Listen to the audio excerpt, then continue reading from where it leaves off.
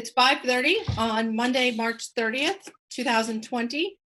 We are having a special Board of Education meeting via Zoom teleconference and live streamed on Nashua ETV regarding our COVID-19 and how that is affecting our schools.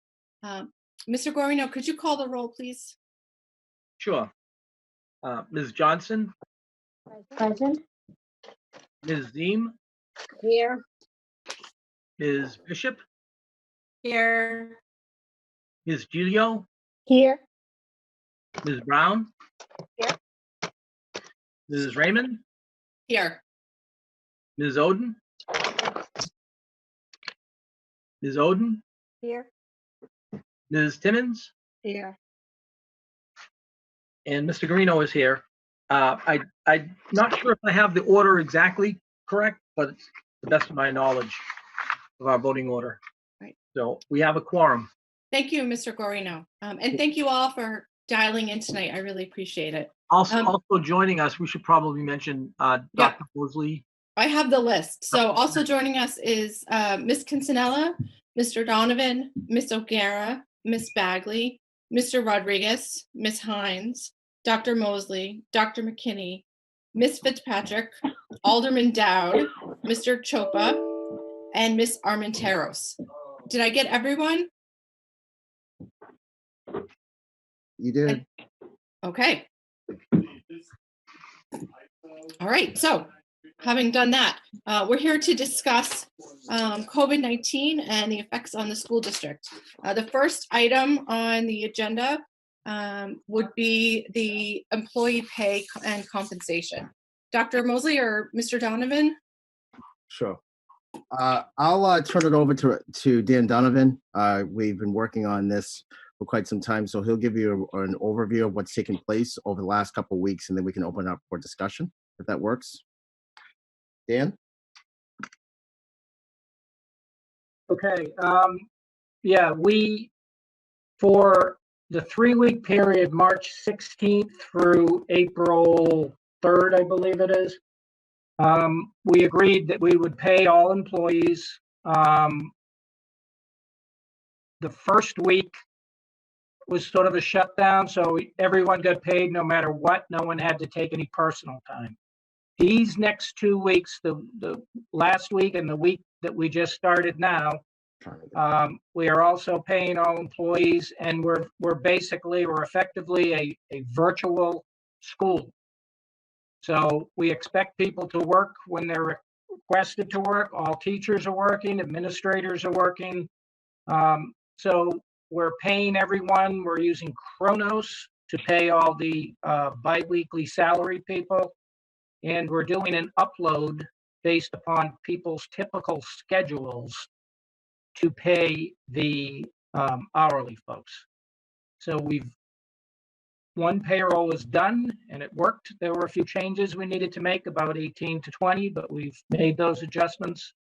And so that's basically what the plan has been.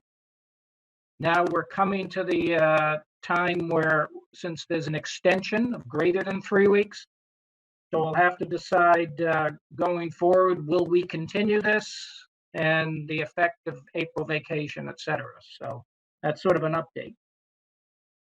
Okay, do you have a proposal for going forward? Well, basically the budget going forward, assuming that we are going to stay with this virtual schooling at least through May 4th, possibly longer, I would suggest that we continue the plan we're working on, with the caveat that we take April vacation and that we close school on the 19th. If for some reason we're going to work or have school over April vacation or extend the school year, then we wouldn't have enough money in the budget to pay everyone. But if we continue according to the plan, the existing calendar, then the budget would be able to continue to pay people as we have been in the last couple of weeks. Okay, so some mention has been made about the idea of foregoing April vacation. Would that mean theoretically that we would get out a week early in order to make the budget work? I Yes. think Dr. Moseley? I think there's I put that down on the agenda item. There's some pros and cons to that. Certainly that is a possibility. There's been some online, obviously, discussion around how to proceed with that. Certainly, the money's there. It's just a question of how we want to end the school year. I think it's fair to say, Dan, is that as long as we don't go beyond that, I think the last day of school is the 19th. Is that correct? Yes. The Yes. 19th, then we're within our budget means. So if we eliminated April break, in theory, we would end, on the 14th, but we would work through that. Does that make sense to the board? Yes. And I think that discussion is maybe separate from the discussion of paying our people. So going back to that item regarding pay and compensation, did anyone have any questions for Mr. Donovan or Dr. Moseley? Ms. Brown? So what happens in the budget if we close down for April vacation and for the hourly employees like paras and food service workers and anyone who wouldn't normally be taking pay during that week? They don't usually get paid during that period anyway. Yeah, so that same plan would continue. Those people, secretaries, food service, paras, they're used to not getting paid. So if we have April vacation, they won't get paid for that week. But that's what they would have expected had this pandemic not come across anyway. Did I see your hand, Ms. O'Gara, to answer Yes, Ms. Brown's? in addition to what Dan just said, the paras get their longevity payment on that week purposely, so they have some money. Right, thank you. And then I saw a bunch of hands go up. The order I have is Ms. Timmons, Mr. Garvino, and then Ms. Ziem, and then Ms. Gilio, and then Ms. Johnson. Yes, okay. So Ms. Timmons. Want to be clear on something. So the suggestion is that we last day of the school would be June the 19th versus the 12th. Can I have clarification on that? Yes. I would suggest that. Go ahead, Jamal. No, go ahead, Dan. You're fine. You're fine. Yeah, I would suggest that it be the 19th if we take the April vacation week off that's in the calendar. Okay, thank you.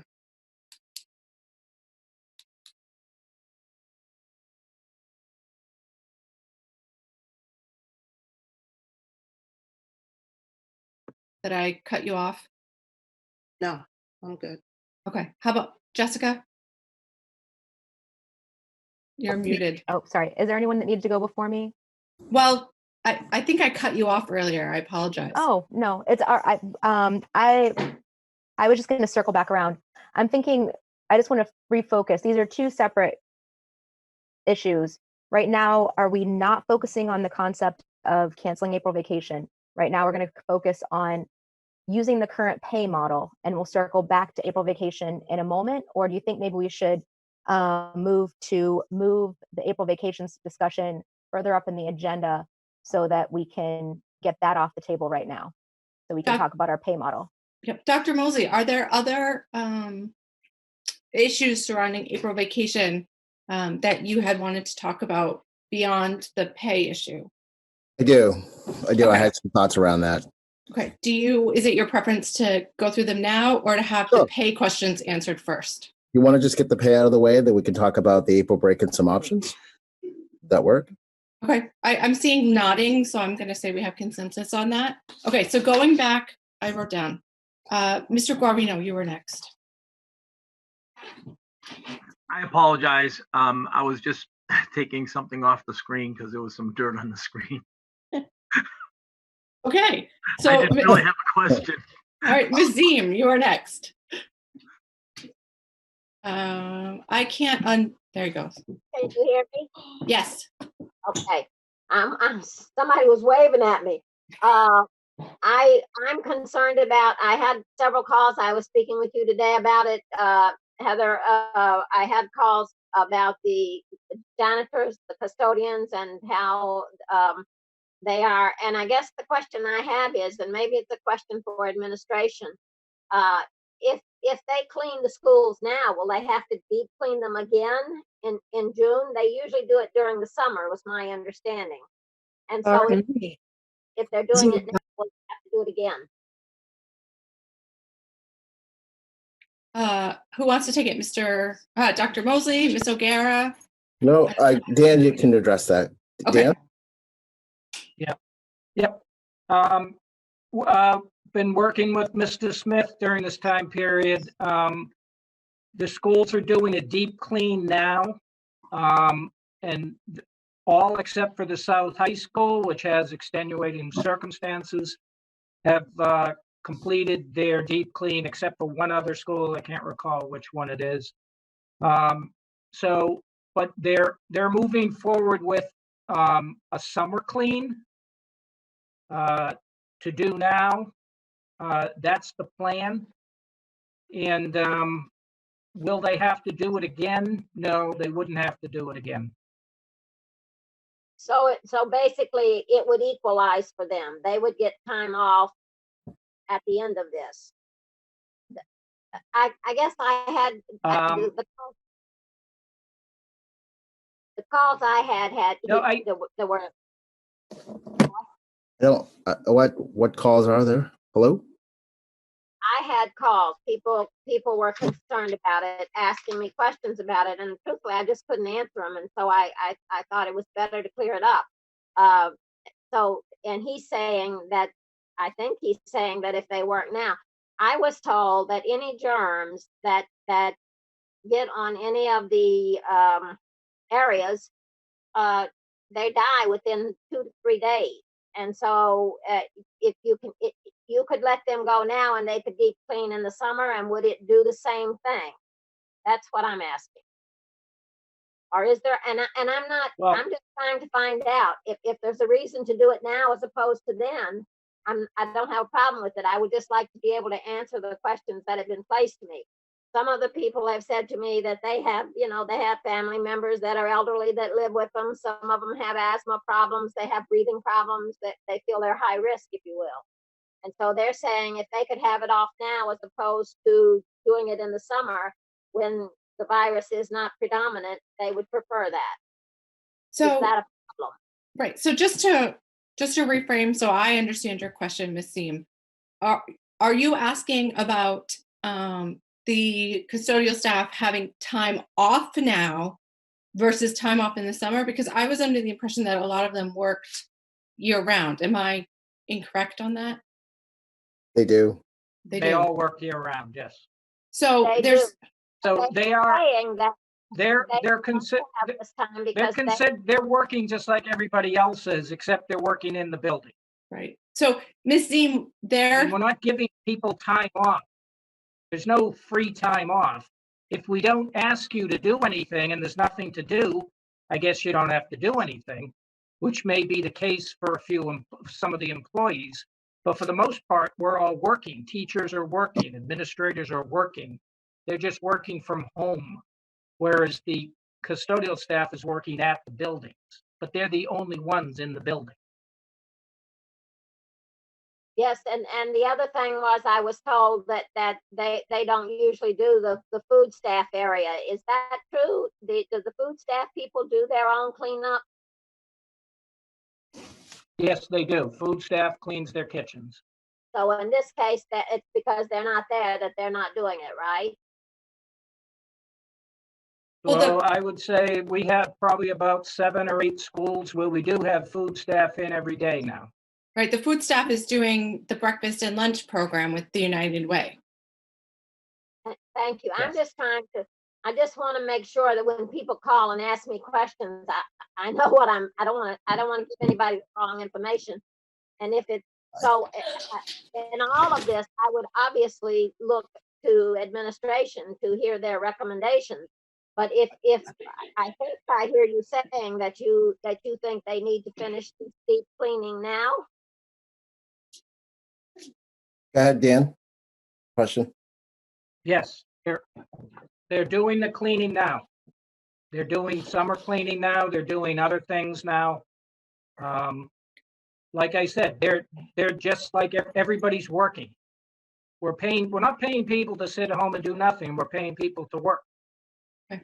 So, all right. So going back to the list, Ms. Giglio, you were next, and then Ms. Johnson, Ms. Bishop, and Mr. Guarino.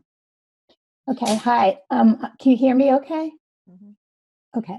I received an inquiry from an instrumental music teacher who teaches 26 hours a week and has done so for over 30 years, who did not get paid this past week, who is more than willing to provide music lessons online to the students he's been teaching all year.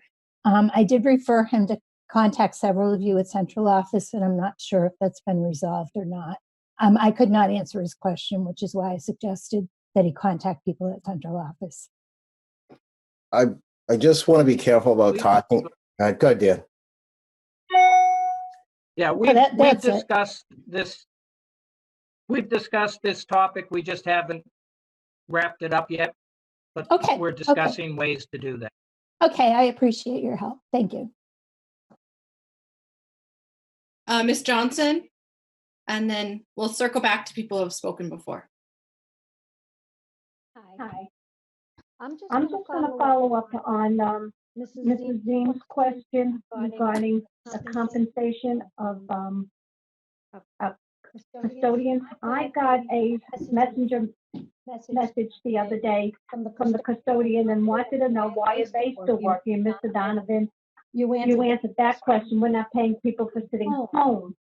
But some of them, did we check with any of them to see if they are at high risk that they should be in the school at this point in time? If they're at high risk, they have every right to say they're not comfortable coming in because they're at high risk. I think Dana O'Gara can maybe speak to that also, but I don't think we're telling people that if they're at high risk that they absolutely have to come in. Okay. Because I know one of the custodians said to me that there are other people who are custodians still work other jobs, and they were concerned with that.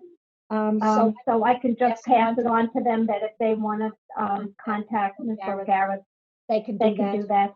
Yeah. So thank you, Ms. Johnson. I'm going to ask that we not discuss any particular employee concerns that ought to go to HR, because I don't want to wade into the area of violating their privacy and privacy laws regarding employment. Does everyone understand that? Yeah, that's why I'm asking this right now, because they sent me the question. I'm not going to answer them. I don't. So I want to make sure they go through the right protocol. Right. So I think from now on, those types of questions, we'll refer them to Ms. O'Gara. Okay. And then she can figure out one-on-one what the answer is for that particular employee. Does that make sense? Yeah. I just want to get back to the compensation, basically. So our janitors, our custodians, are going to clean the schools now for what they would normally do in May. That's what I'm hearing. So what are they going to be doing after this once this is all done? There's plenty of things to do in the schools, like painting walls and all kinds of other things that we don't typically have time to do. So there's plenty of things to do. I think. Okay. Thank you. I think Mr. Smith's list of deferred maintenance is quite lengthy.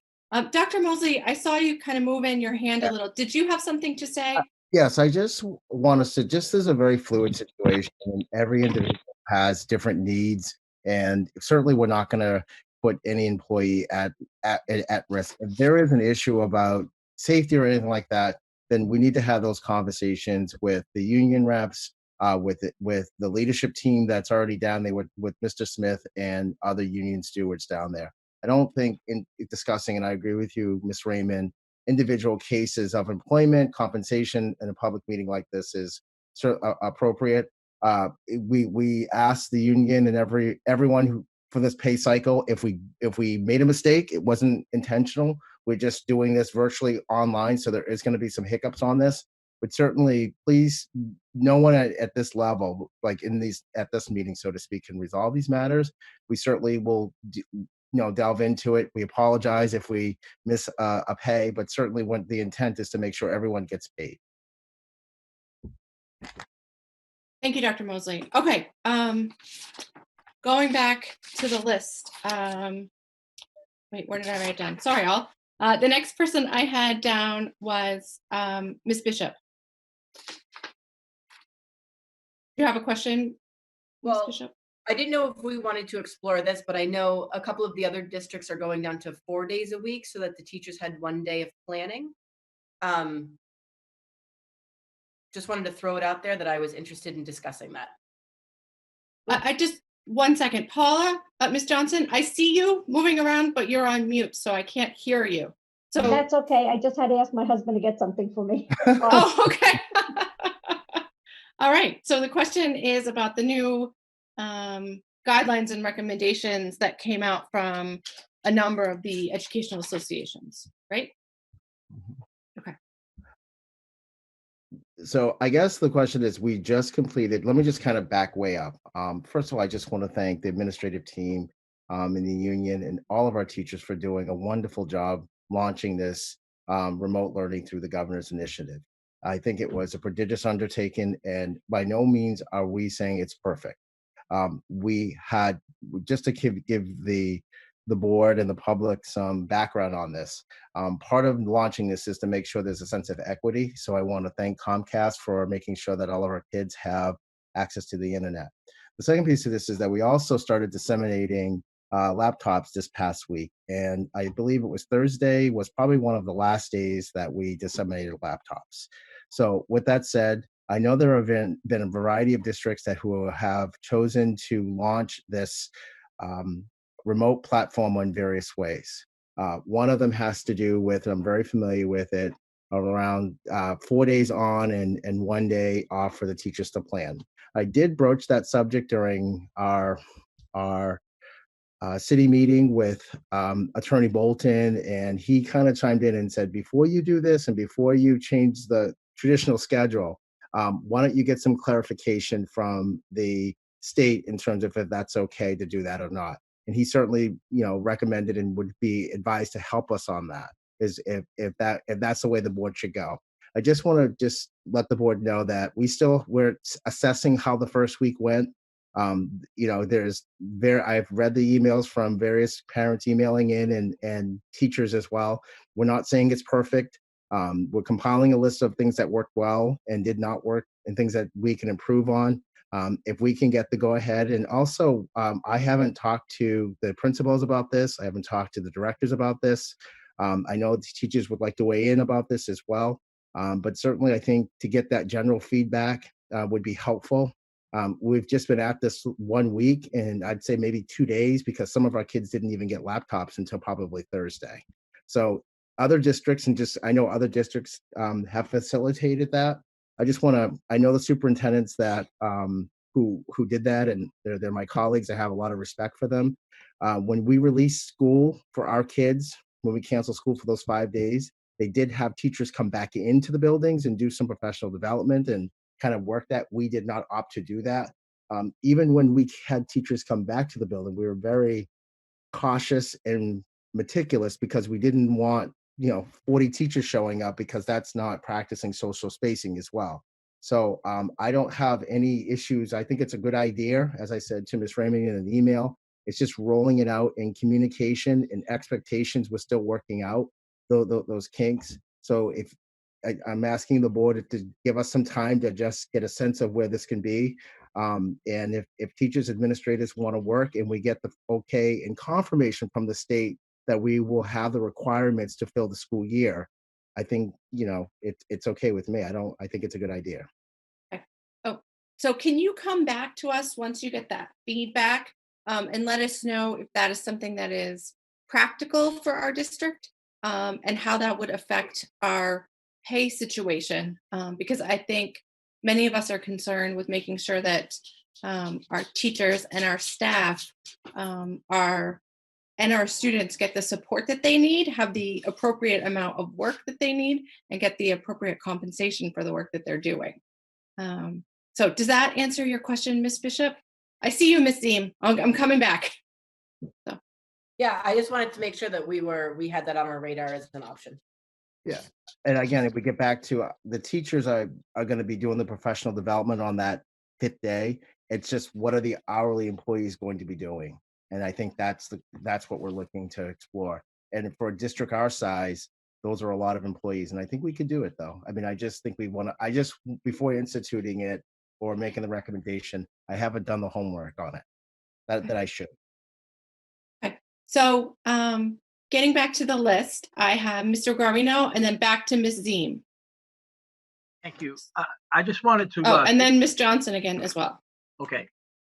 I just wanted to not to belabor on any subject, but I just wanted to make a comment about the deep cleaning and what the custodians are doing right now in our schools. I think it is a good idea to have them do the deep cleaning now because some of the principals and some teachers have had to go back in the building and because they were giving out the laptops, and some principals are still in the building. So we need to make sure for the safety of everyone that they do deep cleaning now. And I think that's a good idea. Also, the custodians are also helping with the food service people are there, and they don't just always stay in the kitchen. So the custodians and the food service people are working together. The custodians have to help them with the cardboard. There's a lot of things that custodians are still doing in the building besides deep cleaning. They have to maintain the building. There's a lot of different things like the elevator at Dr. Crisp. They have to kind of maintain that, and they're helping the teachers with the Chromebook carts. They have like these carts and stuff. So I just wanted to assure some people, and I don't want to belabor this subject, but there is stuff there that the custodians are doing and other people are doing in the building. So I think it is a good idea that they do the deep clean now and keep everybody safe. Thank you, Mr. Guarino. And thank you. I know you've been at Dr. Crisp this week handing out the lunches with some of our employees. So thank you for that. Yeah, so I can see what they're doing. They're working together, and there's a lot of things that that the food service people have a bunch of cardboard that's stacked up, and the custodians have to go back. That's one of the things they have to go back and make sure the area is clean when they bring in the milk, and they have to do the milk order too. Make sure the milk is rotated and things like that. So there's a lot of things that they are doing there. So. Okay, so getting back on track with the question of the compensation for our employees. The next person I have is Ms. Zeem, and then I have Ms. Johnson, and then I think Ms. Oden, did you have your hand as well? No, she's shaking no. Okay, so Ms. Zeem, then Ms. Johnson, and I then. don't need to talk about any more about the compensation. I'm okay with that. Okay, so Ms. Zeem? I'm very concerned that we are jumping. My understanding, I'm not a parliamentarian authority by any stretch, so please I don't mean any disrespect, but we need, as a team, we need to focus on one issue at a time. When you jump all over the place, and my understanding of all of parliamentary procedure is that when point of order is called, that's a stop talking and find out if there is a violation of protocol. And so then it's supposed to be heard and either acted on or discarded as foolishness. And so if we don't do that, we will be all over the road here. We've already had three issues on the floor right now, and not one of them has actually been resolved. So I would request that we all try to focus on, and I know it's hard. I'm not trying to be no, thank you, Ms. Zeem. I did not hear you chime in with point of order, so I apologize for that. It's hard because this whole process is we're trying to learn the process and focus on content at the same time, and that's very difficult. in Right, and well- of itself, it's difficult. I did have one question that I would like to know. When people call, I like Mrs. Giuliano, I'm mispronouncing her name. Gilio? Thank you so much. Um, I had a call, a similar call, but not the same call. I'm wondering when people call and if their salaries weren't correct or if they have questions, if there's a phone number, because when you call the district office, nobody is there, right? So is there a phone number that kind of these people go through to get to the right person? Well, So, oh, go ahead, Miss O'Gara. so they can leave a message with payroll or HR, whether we're there or I'm at home right now. All my voicemail messages come in through my email and I can respond to them. So we're responding to people from home all the time. And that's All what they I have said to do is to. leave a message. I actually told this individual, I think if you leave your message, they will get back to you there, but not everybody is aware. So it's good for this to be on the meeting tonight so that some of those people I'm sure are listening and they will now know that there is a process, or they probably should have known it and do know it anyway, but a reminder, I think everybody, there's a lot of anxiety. And so I think we reiterate some of our processes, it certainly cannot hurt. And so thank you for that information. Dr. Moseley? I'm going to direct the question to Dana. So Dana, just for the public, what is the number that people can call if they have a payroll question? Oh, Dan, do you have the payroll number? I have my, so the numbers in HR, they can call 966 1061, 1059, 1075. Those are all the HR department. My number is 1009. It's going to go right into my email box and I can hear your message and anybody can hear it. There's also an email address I think Dan's been telling everybody to use. It's payroll@nashua.edu with any questions that you have about payroll. So Oh, that's good. just for the public, the number is 1-603-966-1009, and that takes you right to Dana. You can also go on the website, and our website, if you have any questions about payroll or any concerns, you can go to payroll, PAYROLL at nashua.edu, and all your payroll questions will be answered within 24 hours. Someone will get back to you. If you're still having payroll questions, you can still call my office at 603-966-1003, and I'll get the message as well. Okay, thank you, Dr. Moseley. And thank you, Miss O'Gara. Okay, so yes, Miss Oden. I don't know if it's too early to make a motion, but I have a motion to make on the pay. I think now would be a wonderful time for that. Okay. I move that we continue paying all employees for every week until November 4th that our students are in the process of remote learning. Just to clarify, you said November 4th. What did you mean? I'm sorry, May 4th. Oh. Okay. So the motion is to continue to pay, let me just write it down properly, to pay all employees. Sorry, say it again, Ms. Oden. I move that we continue to pay all employees until May 4th for all weeks when students are in the remote learning situation. Okay. All right, is there a second? I see, I'm sorry, I see Ms. Brown.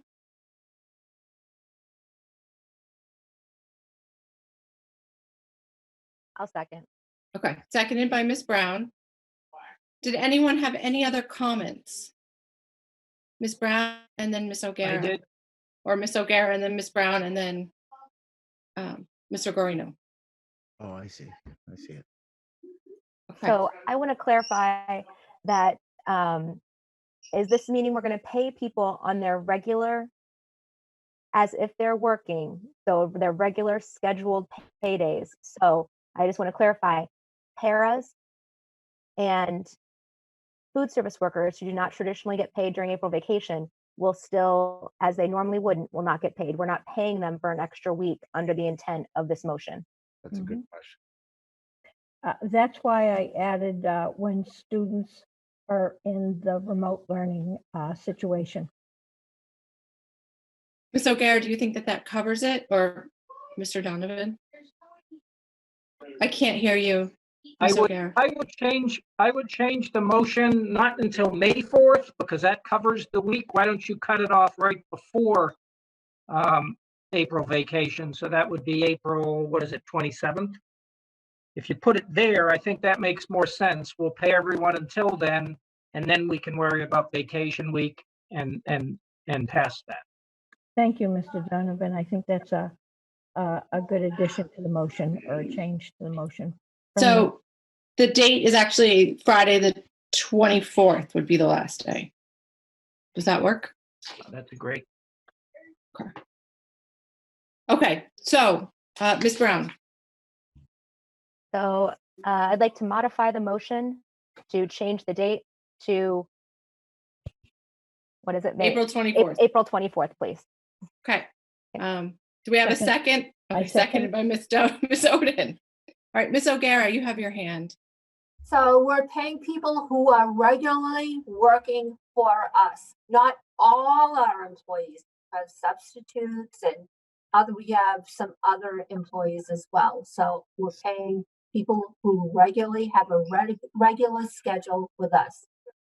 So it would be helpful if the motion read all employees, their regular work schedule. Would that cover it, or do you need it to say something more specific than that? Mr. Donovan, what do you think? I see you, Miss Seam. You're next. Sorry. I would suggest the same people for the memo. That's a long list of people for a motion, though. Mm-hmm. Yeah, regularly scheduled workers, people with regular schedules.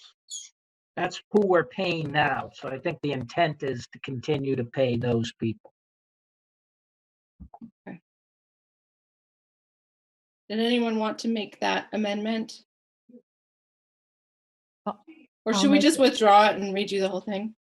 That might be wise. I'll withdraw my motion. Okay. Ms. Brown, will you withdraw your second?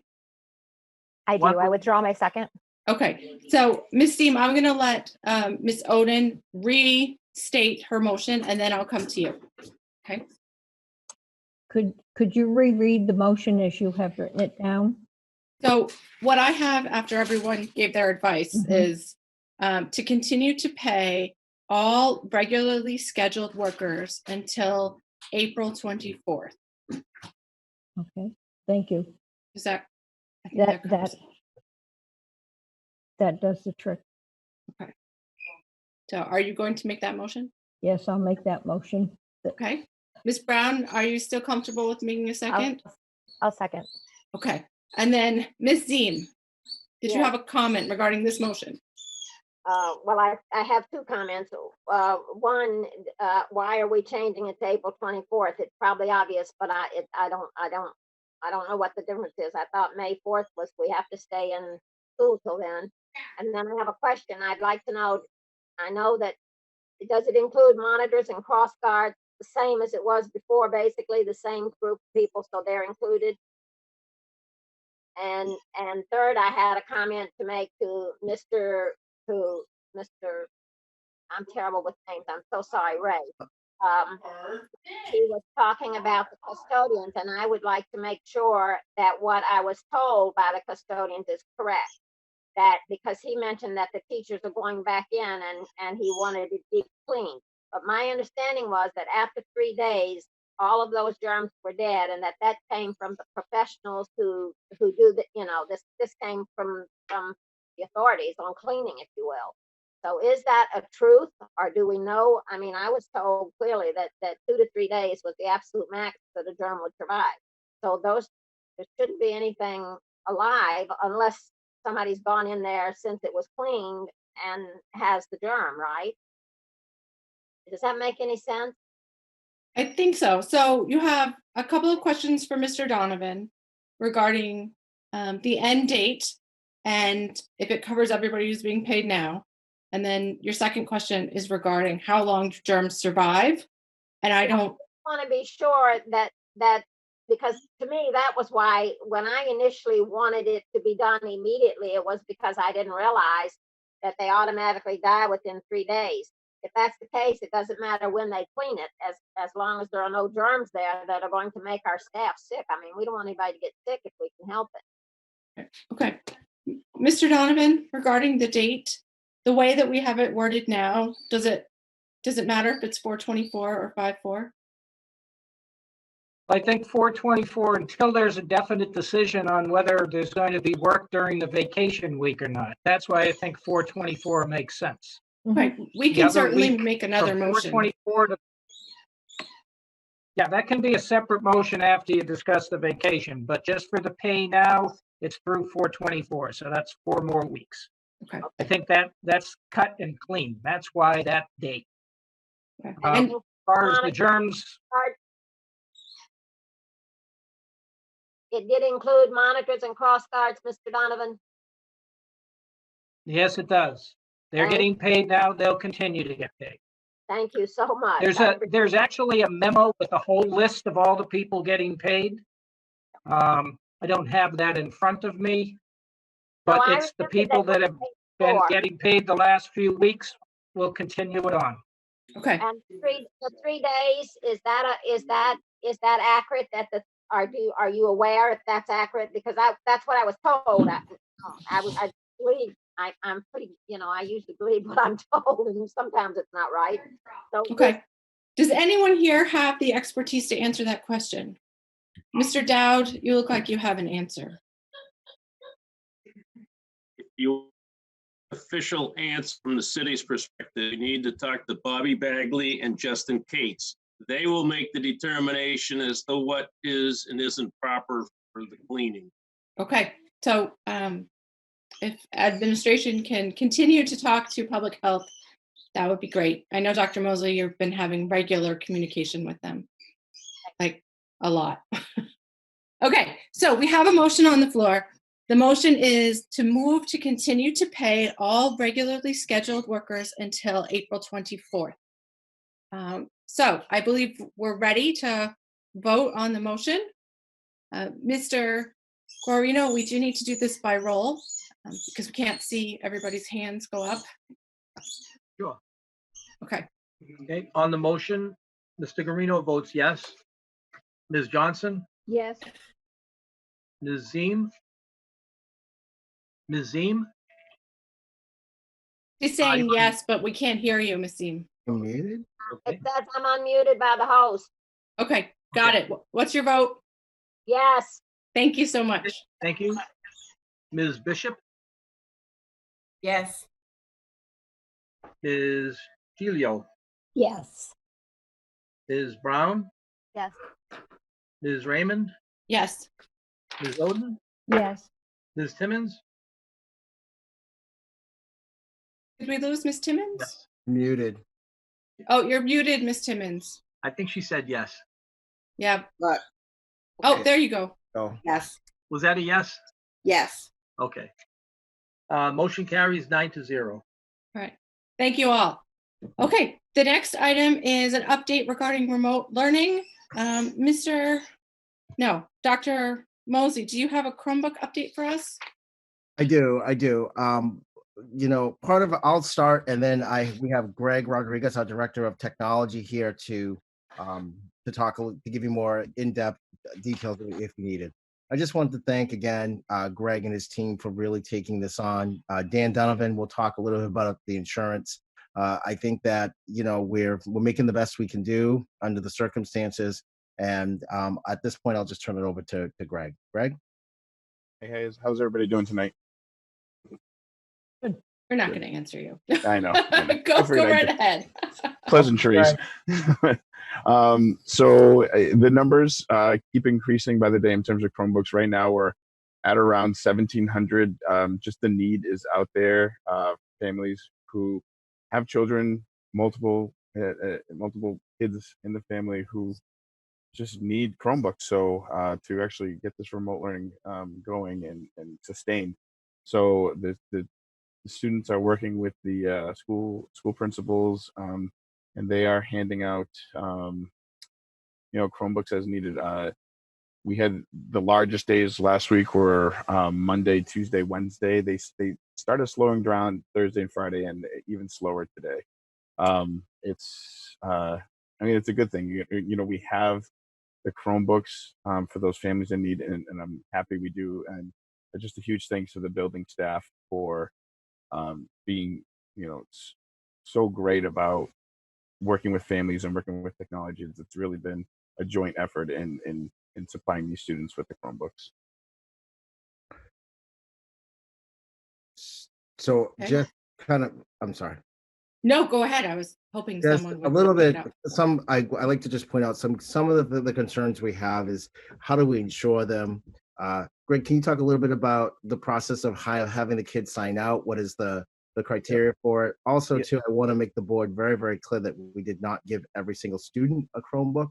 We gave families Chromebooks, which is just different. So I just want to clear up that perception. And then, Dan, if you just want to chime in and talk a little bit about the insurance piece, please. Yep. So we don't have the luxury of being a one-to-one district just because we're so large and we only have, I say only 7,000 Chromebooks, but we only have 7,000 Chromebooks. So we tried to base it off of families in need of devices. So if a family already had, multiple laptops, multiple Chromebooks or iPads in the house, we encourage them not, to take a Chromebook because it could possibly take it out of the hands of a family who really needed Chromebooks.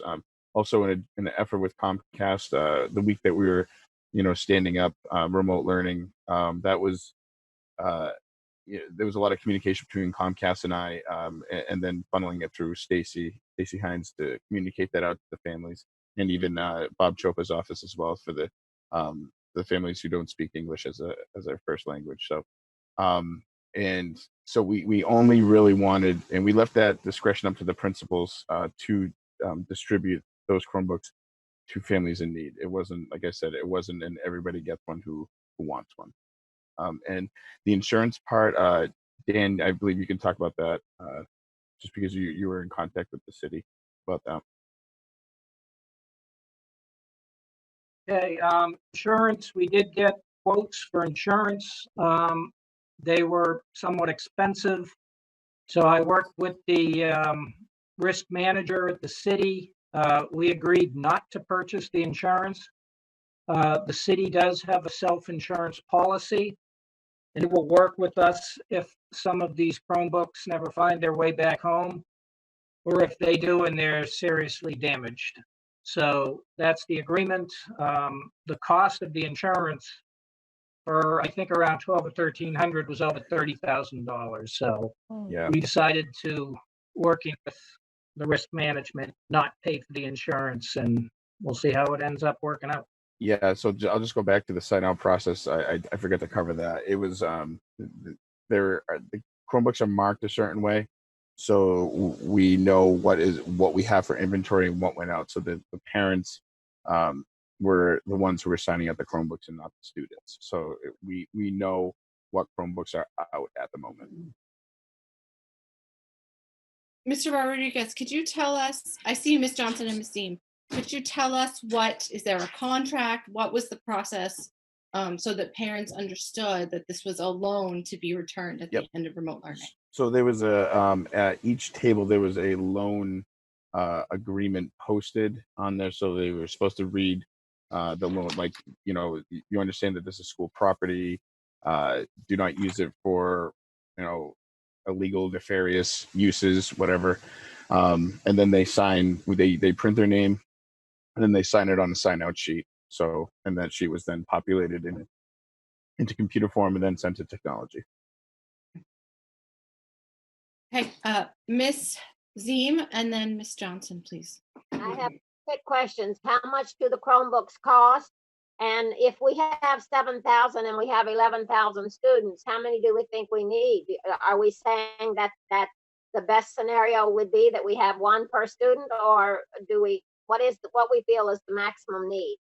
Only 1,700 at this date have been signed out. So not every student needs a Chromebook. And we didn't want to give a Chromebook out per student because we just don't have we don't have the amount of devices to support that. We're not a one-to-one district like some smaller districts around us, so we just don't have that luxury to do that. And I understand. yeah, I so do understand that, but how many do you think we need? If we were at our best position, what's best practice to have if you have a population of 11,000? How many we have 7,000? Is that what I heard you say? we have 7,000 Chromebooks and over 11,000 students. Yeah. And how Yeah. much does Chromebooks cost? Depending, the more you buy, the cheaper they are. So around with license, 180 for the device, and then you have to purchase a $24 license. So it's $204 to purchase and enroll a Chromebook for educational use. And we think 7,000 is adequate then? We don't need more? Is that what we're saying? Yeah, I don't. If we were ever going to go one-to-one, then yes, we would definitely need more Chromebooks, and then we'd have to rethink of how we purchase it, and do we ask families to pay a technology fee or whatever to cover to supplement some of that cost. But that's what I've done when working in another district. But right now, I don't think we have the ability to go one-to-one or the funds to do that. But you think 7,000 is enough? You're not saying that we need more. Is that what I'm hearing you say? I can't make that decision either way right now because it's something that we haven't. This is what we currently have as inventory right now, and 17 were lent out as a result of the remote learning. I was asking that because I've been led to believe that we needed more, and so that's why I'm asking. So thank you for your help. Yep. Mr. Rodriguez, I was under the impression that the district was looking at a review of our technology to create a new technology plan. That was kind of a planned thing to do, and then COVID-19 happened. Yes. So can we expect something from IT, I don't know, eventually, with an idea of what the district's technology plan is and what we'll need to do as far as purchasing technology to meet it? Yep. I think before this, we had a good idea of what technology was going to look like. And now that we are able to stand up remote learning, that changes things. And I think that we definitely need a reevaluation of how we use technology, not only as workers or employees, but as students. So how do we get there? So I think that's a question that definitely needs to be asked and not only asked, but analyzed by technology, curriculum, special education, ELL, all the departments, because it's not just a technology thing. This technology, as I've found out more and more, has really impacted this entire district during these past 2.5 weeks. Right, please bring that back to the board at some point in the future, because I know that's something we're all asking about. Right. Yep. Okay, so going back to the question list, Ms. Johnson was next, and then I see Mr. Guarino's hand. Thank you. Mr. Oden's too after. Dr. Moseley, I was reviewing your handout that was given to us regarding how everything went this past week. And it says here that a number of the students and the parents picked up their Chromebooks, but a number of them never logged in on to date. So are we keeping a tally on when they picked it up and if they're logging in or not? Because if students and parents aren't going to be using these Chromebooks, then they should be in their hands at this point in time, because the Chromebooks are there for them to get on the remote learning, not for them just to store it and use it for whatever they want to use it. Because we also got an email from a parent that was talking about that she has a junior in school, and between working with the junior and doing the work what she's doing with him, she doesn't have the computer to use for her other students. So I mean, if people picking them up and other people need them, I'd rather see putting in the hands of the parents that want to sit down and work with their kids. And how are we really monitoring the kids and the parents who are working with them, these students? Because I don't want them to come back at the end of the year or next year and the kids aren't prepared, and here's the opportunity. So I'd appreciate if I can get an answer on that. And I just want to say, Mrs. Zine, you brought up a very good point here, with the technology, 11,000, 7,000 Chromebooks, and what do we need? And I think it's time really to really think about where is learning going in this country now if there's ever another pandemic or catastrophe that happens. So, Dr. Moseley, can I just clarify something too?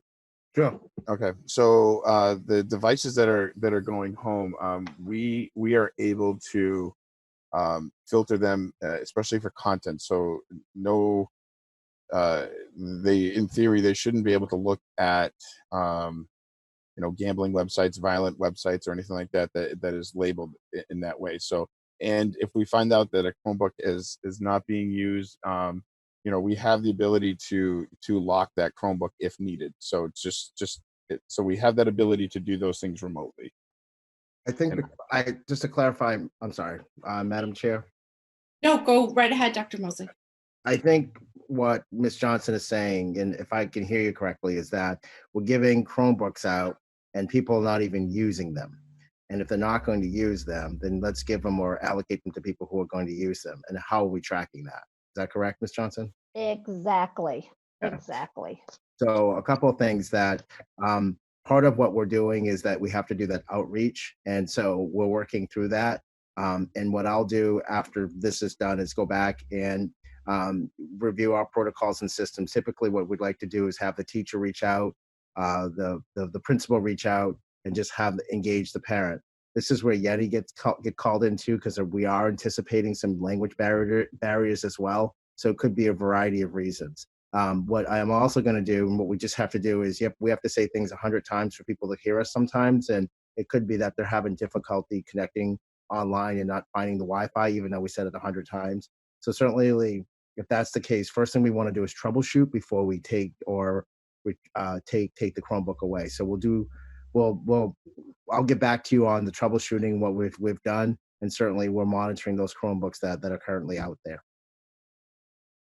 Thank you. But I just want, because when you hear some other families that could use an extra computer, and today you can't ask people to buy anything because nobody has a job right now. It's just silly that if people are not going to use them, then we might as well make sure people who are going to use this, it's going to work for them. Okay, and then I'll ask my other questions of some other issues after. Thank you. Okay, sorry, had a little technical problem there. Mr. Gorino. I just wanted to mention that in our budget committee meetings, we had the presentation from IT, and they talked about Chromebooks. And so the members of the board could look, if you still have that information, go back and look at it, because even though we have 7,000 Chromebooks, some are becoming obsolete and they have to be replaced.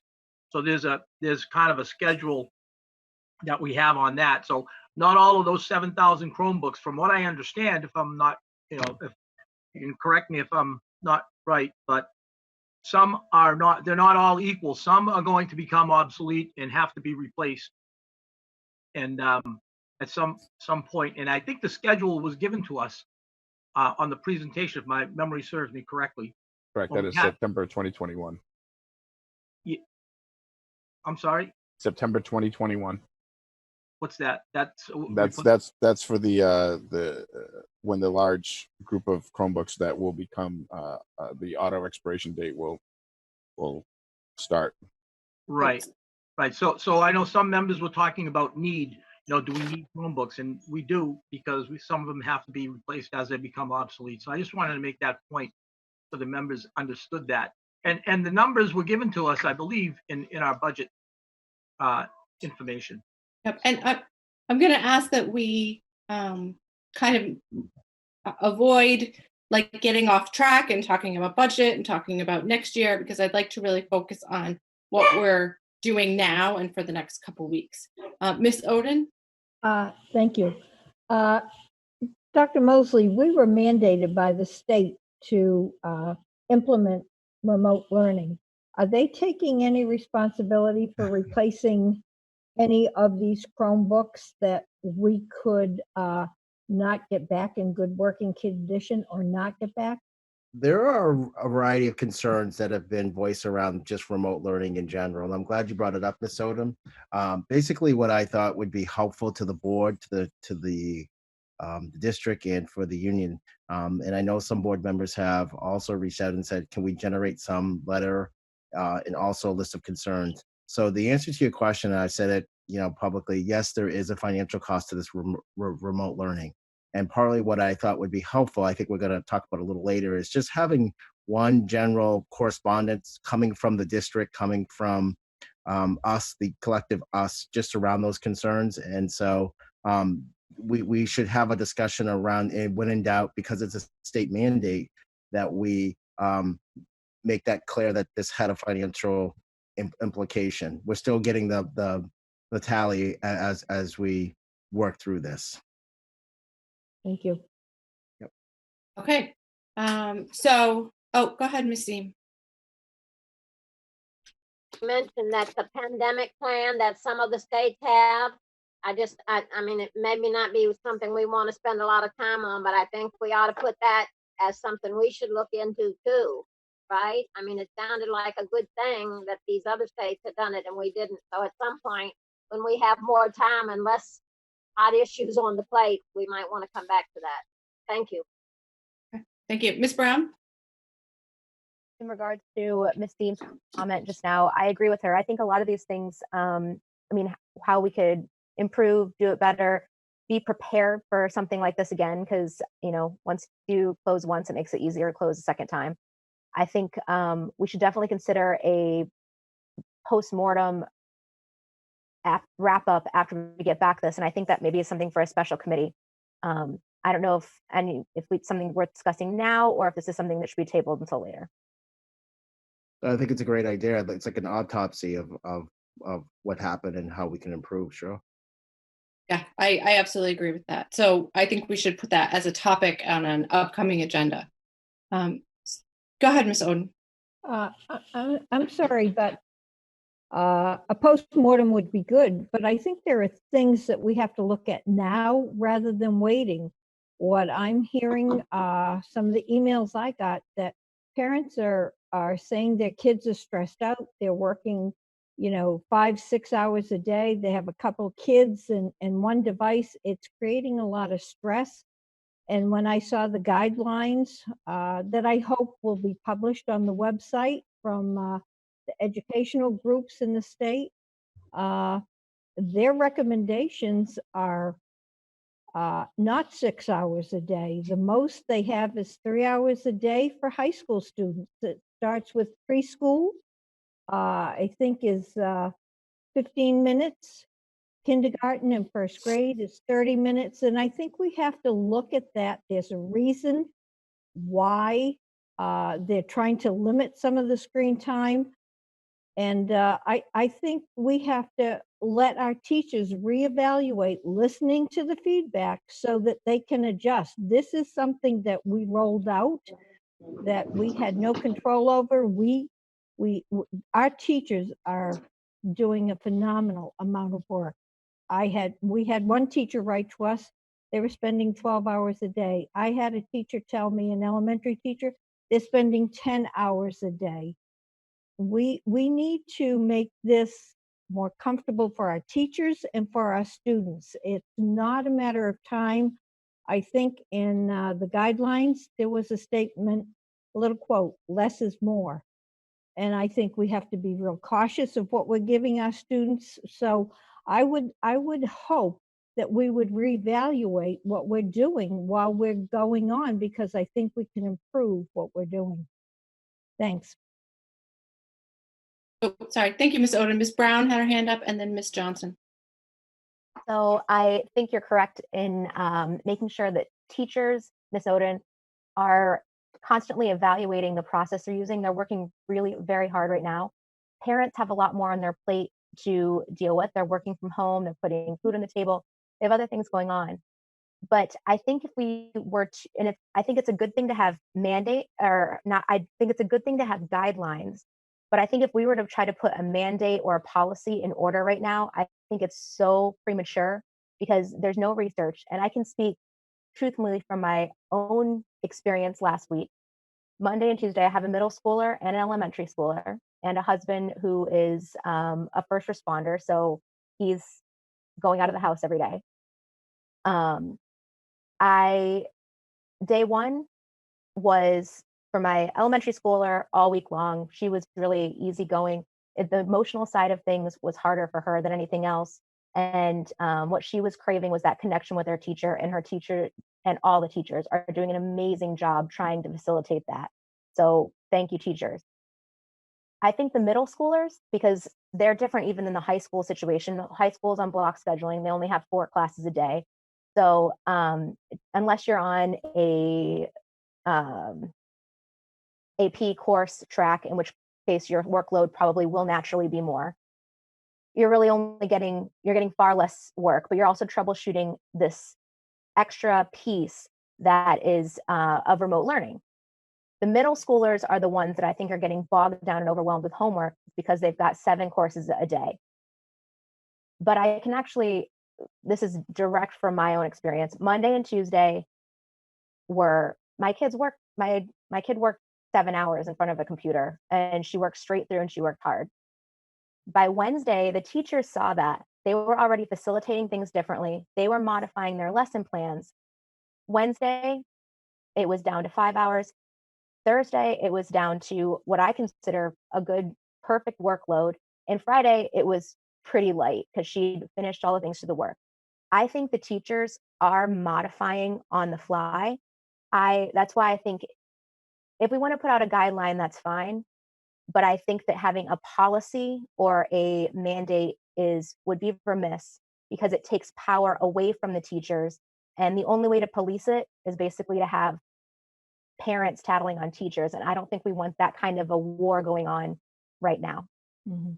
Thank you. I wasn't suggesting a mandate or a policy, but I think the guidelines that the state, these officials in the state who work in education, I think they had some valuable information in all of the 5 issues that they mentioned. And I think it's worthwhile for all the people, whether parents, students, teachers.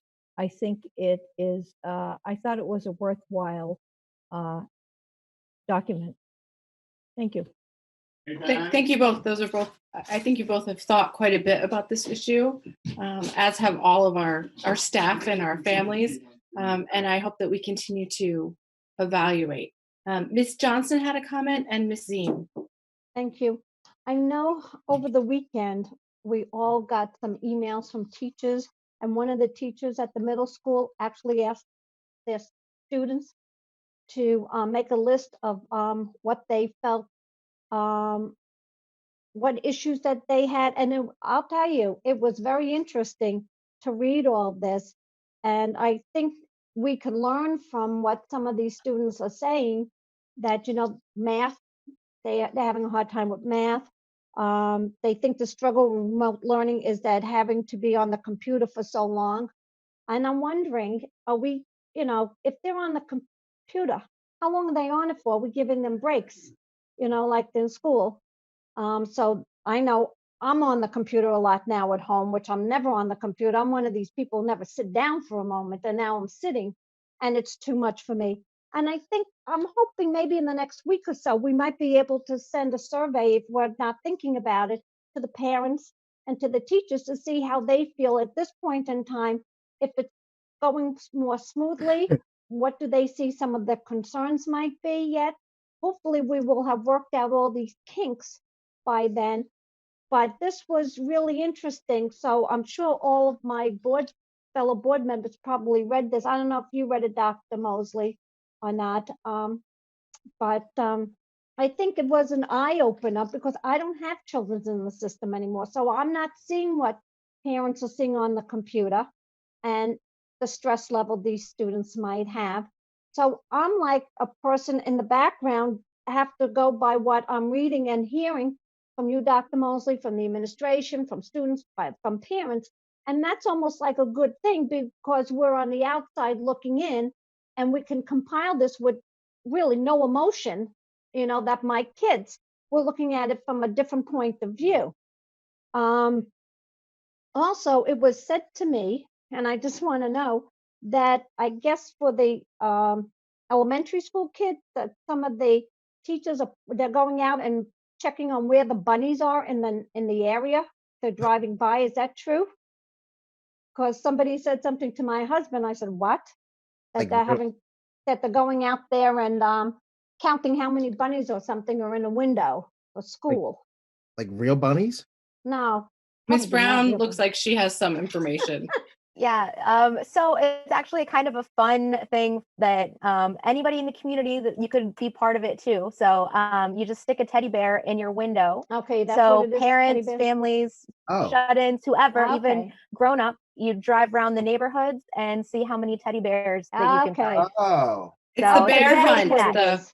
connect. The National Public Library put something out about, there's a Okay. book going on the bear hunt and you can read it and then do it. Okay, Miss, okay. So I think that, Dr. Moseley, I don't know if you saw the email that came in from the teacher at Elm Street. I thought it was very informational, very factual, and, and kind of getting a perspective from the students, the middle school students. And I think this is something we might want to take a look at, work with the teachers and let them see, So my point is, I think to this is that, when you're implementing a new program, roll it out slowly and then gradually give them more time into this so it doesn't kind of smack them in the face on something that they don't have right up front. So I just want to make sure that our students aren't stressed out and they get the proper learning that they need to get, and the teachers aren't all stressed out in the process of this new learning curve that we have. Thank you. Thank you, Ms. Johnson. Ms. Seam?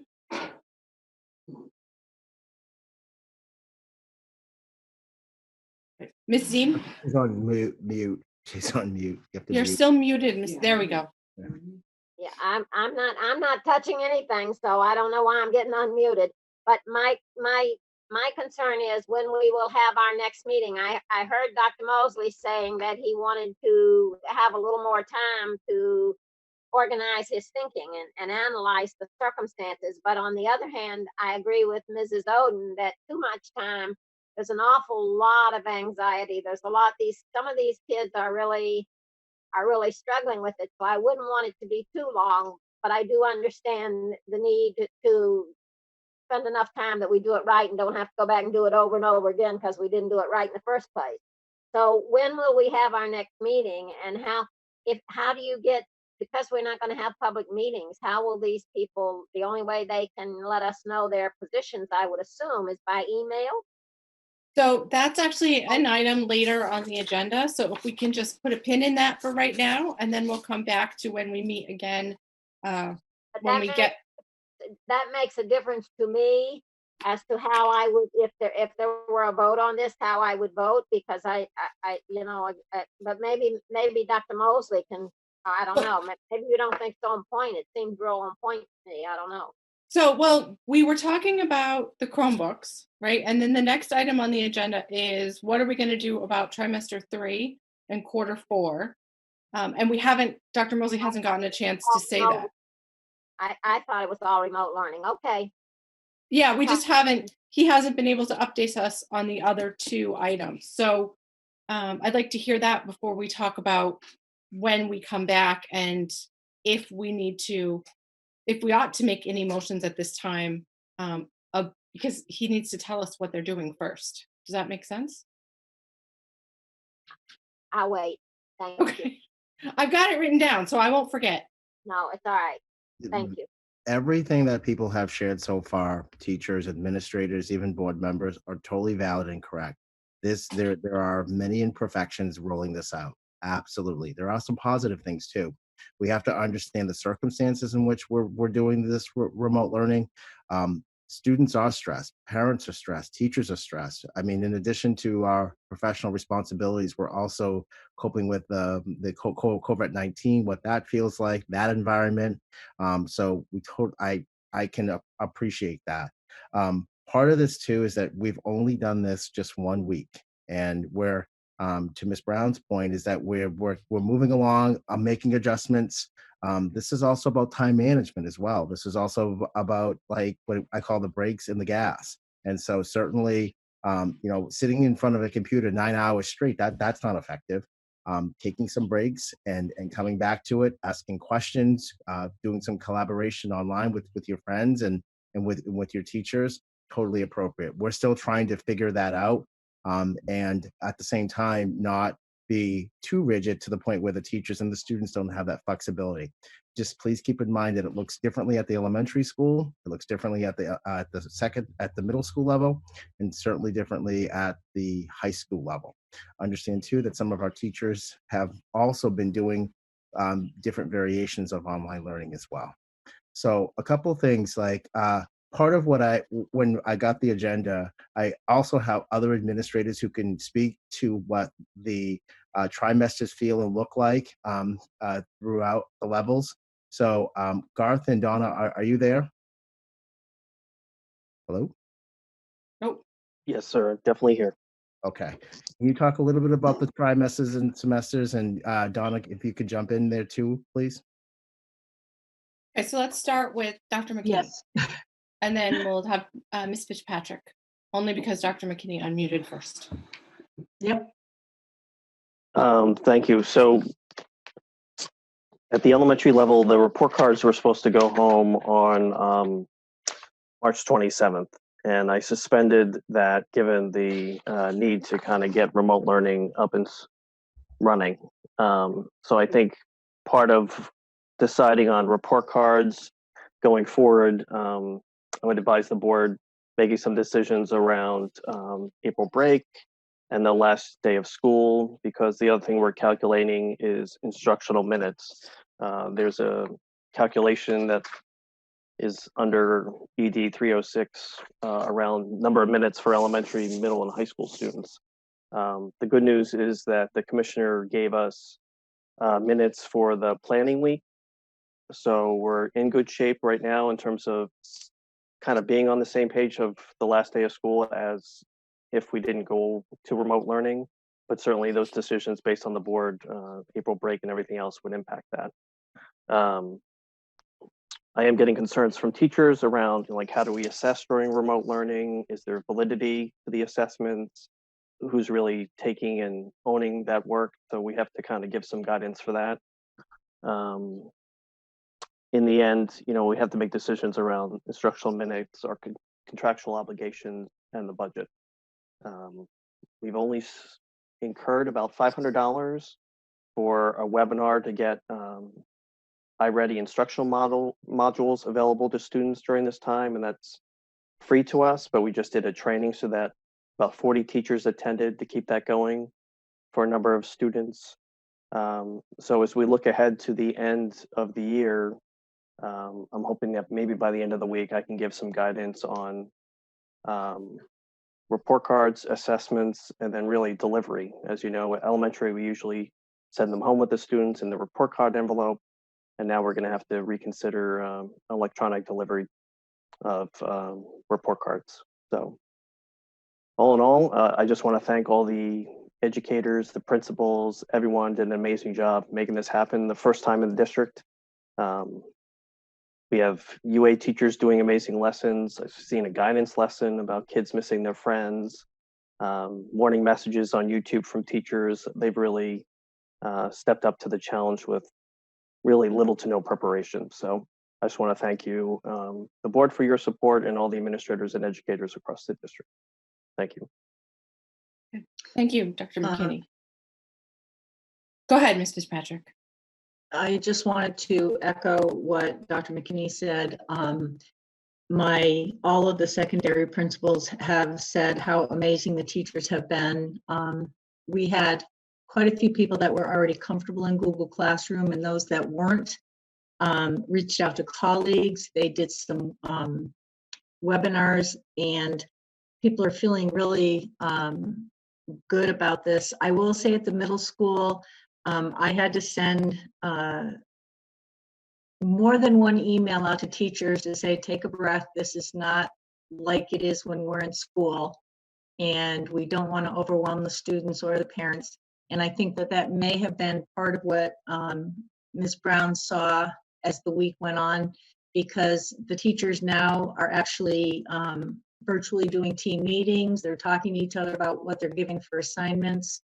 The PLCs have begun, and it's only a weekend. I'm just so impressed with the work that folks have done. In addition, the everybody was very pleased with attendance this first week.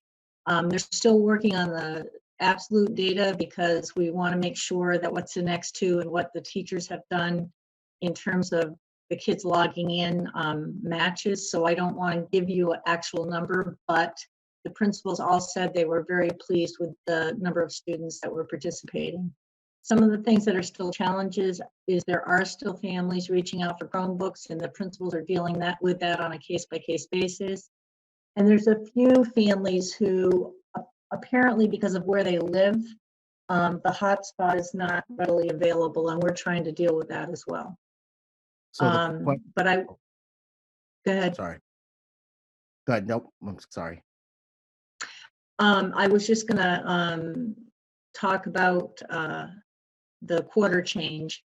The high school in particular needs to have fourth quarter happen because there are seniors that need that fourth quarter class to get the credit they need to graduate. So I actually had mentioned this the week before, the week the school closed when we were all still in the office, because Keith and Nate reached out to me and said, we absolutely have to have fourth quarter. So the suggestion that we have, based on the week the kids weren't in school, is to split the difference and have the last day of the quarter, April 17th, have Monday, April 20th for teachers to do the transition to the fourth quarter class, and then begin fourth quarter on April 21st. It affects 40 classes at each of the high schools, but anybody that has semester or full year classes, it does not impact. As far as middle school goes, Spanish and algebra, they grade on the high school schedule, but it doesn't change anything for them because it's a year-long class. In terms of the trimesters, in particular, the UAs have been asking because they switch pretty regularly. And so now the UAs are at the point where they are, and I applaud them, but they're creating all new curriculum, and they'd like to be able to switch classes and be able to work with the students with the curriculum that they've developed that they're familiar with. And so it's basically the UAs that are impacted by that. Do you have a proposal for what day to end the trimester and begin the new? The principals today suggested April 6th. Oh, in terms of report cards, the high schools already do electronic report cards, and at the middle school, we've been discussing it since last year. So I think the transition to electronic report cards at the middle school should not be too much of a problem, but I need to talk to them more about it. We have been talking about it for a while, but I want to make sure everybody's comfortable and everybody feels like it's a transition we can make pretty easily. All right. I see some hands. I see Ms. Oden. I see Ms. Brown. So go ahead, Ms. Oden. Okay, thank you. We did get a question from a parent today about AP testing. Will that occur? And if not, how would a student get credit for the AP course? Did you have any information on that? No, nothing's come out from the College Board yet, but when it does, we'll be sure that those AP students know what's going on. But at this point, the College Board hasn't made any kind of decision. Okay, and the other question the parent had, are there any updates for the state on the SAT testing? Yeah, I think there. No, go ahead, Dr. Moseley. I think those are very valid questions. And before we can give an answer publicly, I would prefer to do some research and really just like answering it like this really creates a lot of miscommunication. I saw that correspondence come to the board. So what I would like to do, if it's okay with you, Ms. Odom, and the board, let's get some research. Let's reach out. Let me talk to Lori Cuccio and the guidance and with the principals and Donna as well. so we can get that information out to you. I believe I heard through the grapevine, and I can't confirm it. They were moving to an online platform for AP because of the circumstances, not just in Nashua, but the entire country. Mhm. I just want to get that literature memorialized and out to everyone rather than speculating. Is that Thank you, Dr. Moseley. I certainly understand that and appreciate your researching this. Yes, thank you, Dr. Moseley. And both of those affect the entire nation. So whatever they decide, it'll affect more than just us. So Ms. Brown, did you have a question? I had a question about if there's been any discussion on how we're going to modify curriculum for UAs like tech ed that are particularly hands-on courses. I mean, phys ed, you can definitely work from home, music, computers, clearly they're doing that every day in modified circumstances. Has there been any way that we might have to modify even the course catalog that children are assigned to make sure that they're meeting whatever requirements there are, since they're not actually able to use the facilities required for those classes? Actually, that's one of the things that they're being very creative about what they're doing. And I can speak because I know there was questions about CTE in particular, but they're doing some pretty inventive stuff with the kids in UAs and the CTE classes that are very much hands-on. As an example, biotechnology is doing labs virtually. It's lab simulations. It's called Labster Virtual Labs. We have teachers that are having kids use things that they have around their house and then showing their whatever they've made to the teacher. We have students in video production. They were Avid, which is one of the programs they use. They gave 3 months free, and it's a very expensive license for the kids to be able to work at home. Teachers are using YouTube videos on how to, asking kids to follow the video for the, to see what they're doing. They're doing video blogging. Kids are, we actually are going to be purchasing VEX for students to construct at home and bring back. There's a lot of things that people have found a way to do virtually, and it's honestly to the tribute of the ingenuity of the teachers. I think that's the answer, yes. Yeah. Yes. Okay. I'm sorry I was long-winded. No, I think it's just thank you, Donna, to your point, Ms. Brown, that we're adjusting on I hate to use the word the fly, but certainly cognizant of the things that we need to do to fulfill that requirement. But we recognize that it's not hands-on at the school. So we'll keep you posted. I know there's been a couple of YouTube videos out there, and certainly if the board would like, if I can get a hold of them, we'll certainly forward them on to you and just to give you a flavor of what's going on, if that's helpful. I think that would be very helpful. And that might be something to include under the COVID-19 portion of the website, just so that people in the community can see some of the creative ways that our teachers have really risen to this challenge. I'm just overwhelmed constantly by how much work our staff has put into this. Ms. Ziem? Wait, Ms. Ziem, you're still on mute. Hang on. Okay. Oh, can you start over? Yeah, I agree with you about the teachers. You can't say enough good about them, but I also think we need to recognize that Dr. Moseley, Mr. McKinney, and Mrs. Fitzpatrick are wonderful. I admire so much the quiet way that you are attacking the analytical way, the professional. I think that this has to be very trying for the three of you and for all our administrators as well. So I think we'd be remiss if we didn't acknowledge how much we appreciate them as well. Thank you so much for your effort. Thank you. Thank you, Ms. Ziem.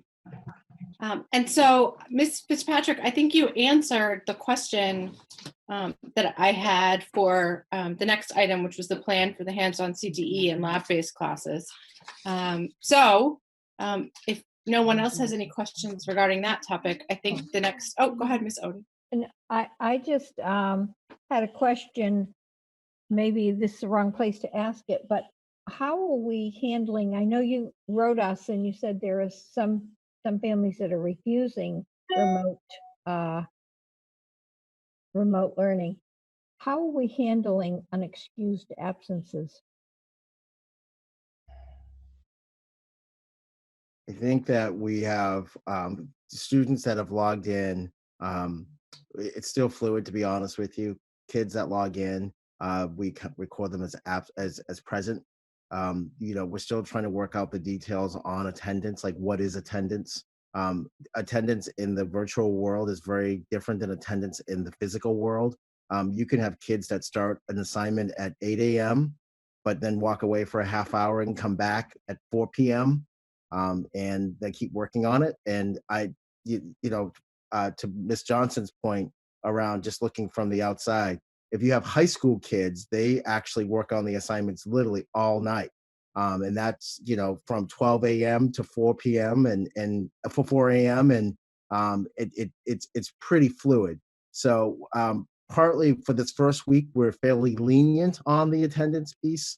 I'd like to have a discussion with Garth and Donna and Marsha Bagley and Rob Chopra and the principals and the directors on what we qualify for attendance and not. I heard some encouraging news this morning that in terms of students logging in and attendance, it was a 94% at the South of kids who logged in. And honestly, if I could just be candid with the board, as much as this remote learning has its pitfalls, there are some good things. If we can get kids 2 to 3 hours focus on something covert rather than COVID-19, that's a good thing. It can be doom and gloom when you talk about COVID-19. It can be doom and gloom when you're going outside and you're shopping and you're trying to do everything. So the fact that the kids can, be a little bit engaged with I hope a lot, excuse me, with our teachers and administrators and just take their mind off of that 2 to 3 hours. I think it's a good thing. There are some challenges to the attendance piece. We have not worked out the final details of that. It's one of the many to-do lists, but we'll get to that. And I'll be very honest with the board. We've had kids that don't want to do it, and that's okay.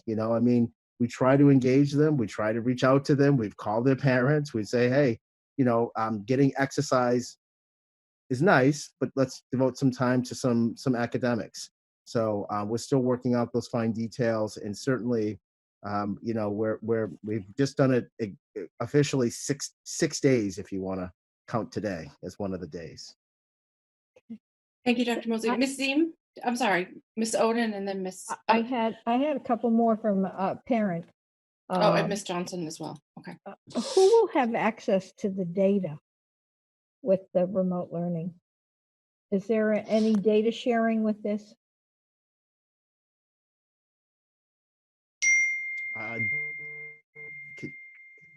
you turn the light? I'm sorry. I can't. Did you? Who has access to the data? Data. Data like we still maintain the data. Okay. So all teachers or administrators, is that people within the district? What kind of data are you talking about, Ms. Oden? I don't know. This is what a parent asked. Who will have access to the data?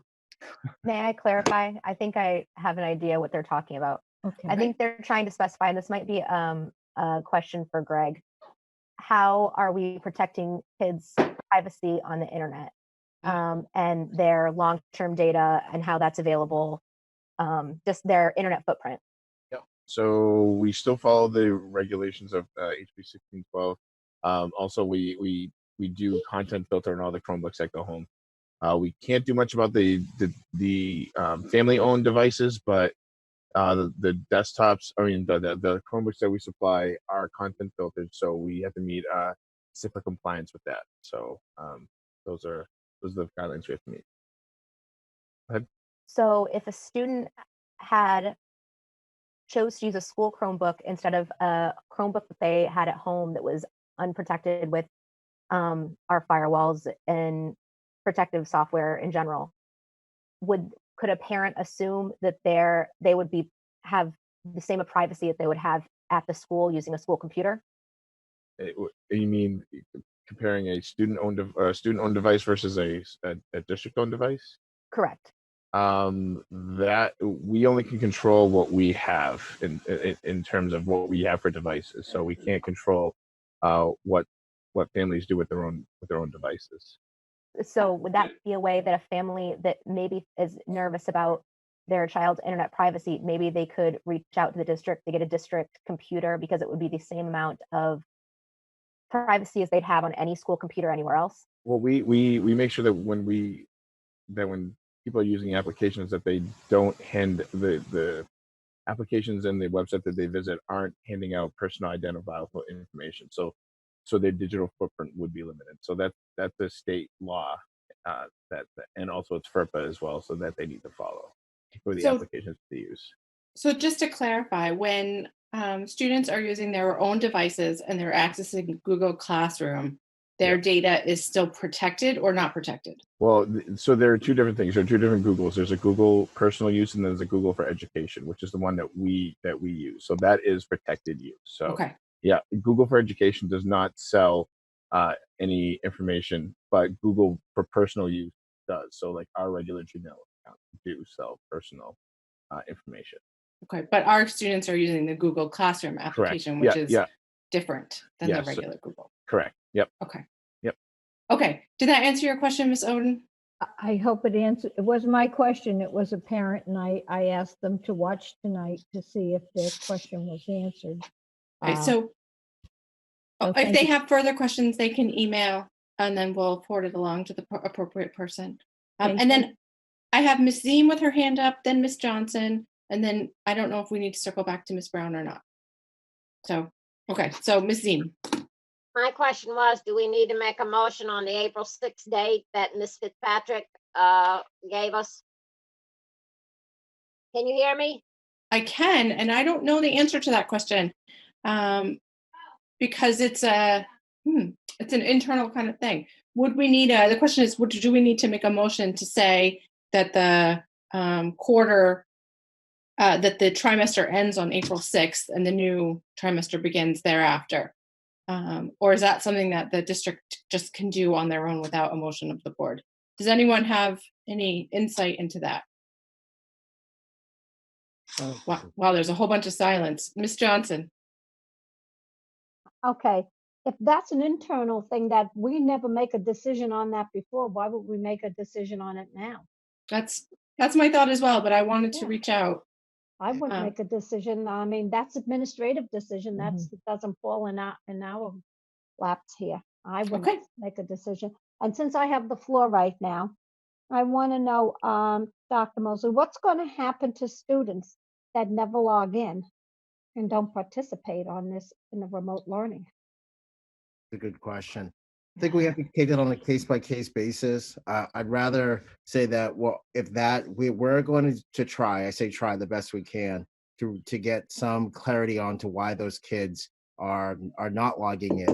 If it's a question of, and we do have some kids who are not in families too, who are not computer savvy. So if we have to make a modification, for example, print documents or have some type of physical document that they can complete and then take a picture and send it back to us, we'll try to do it.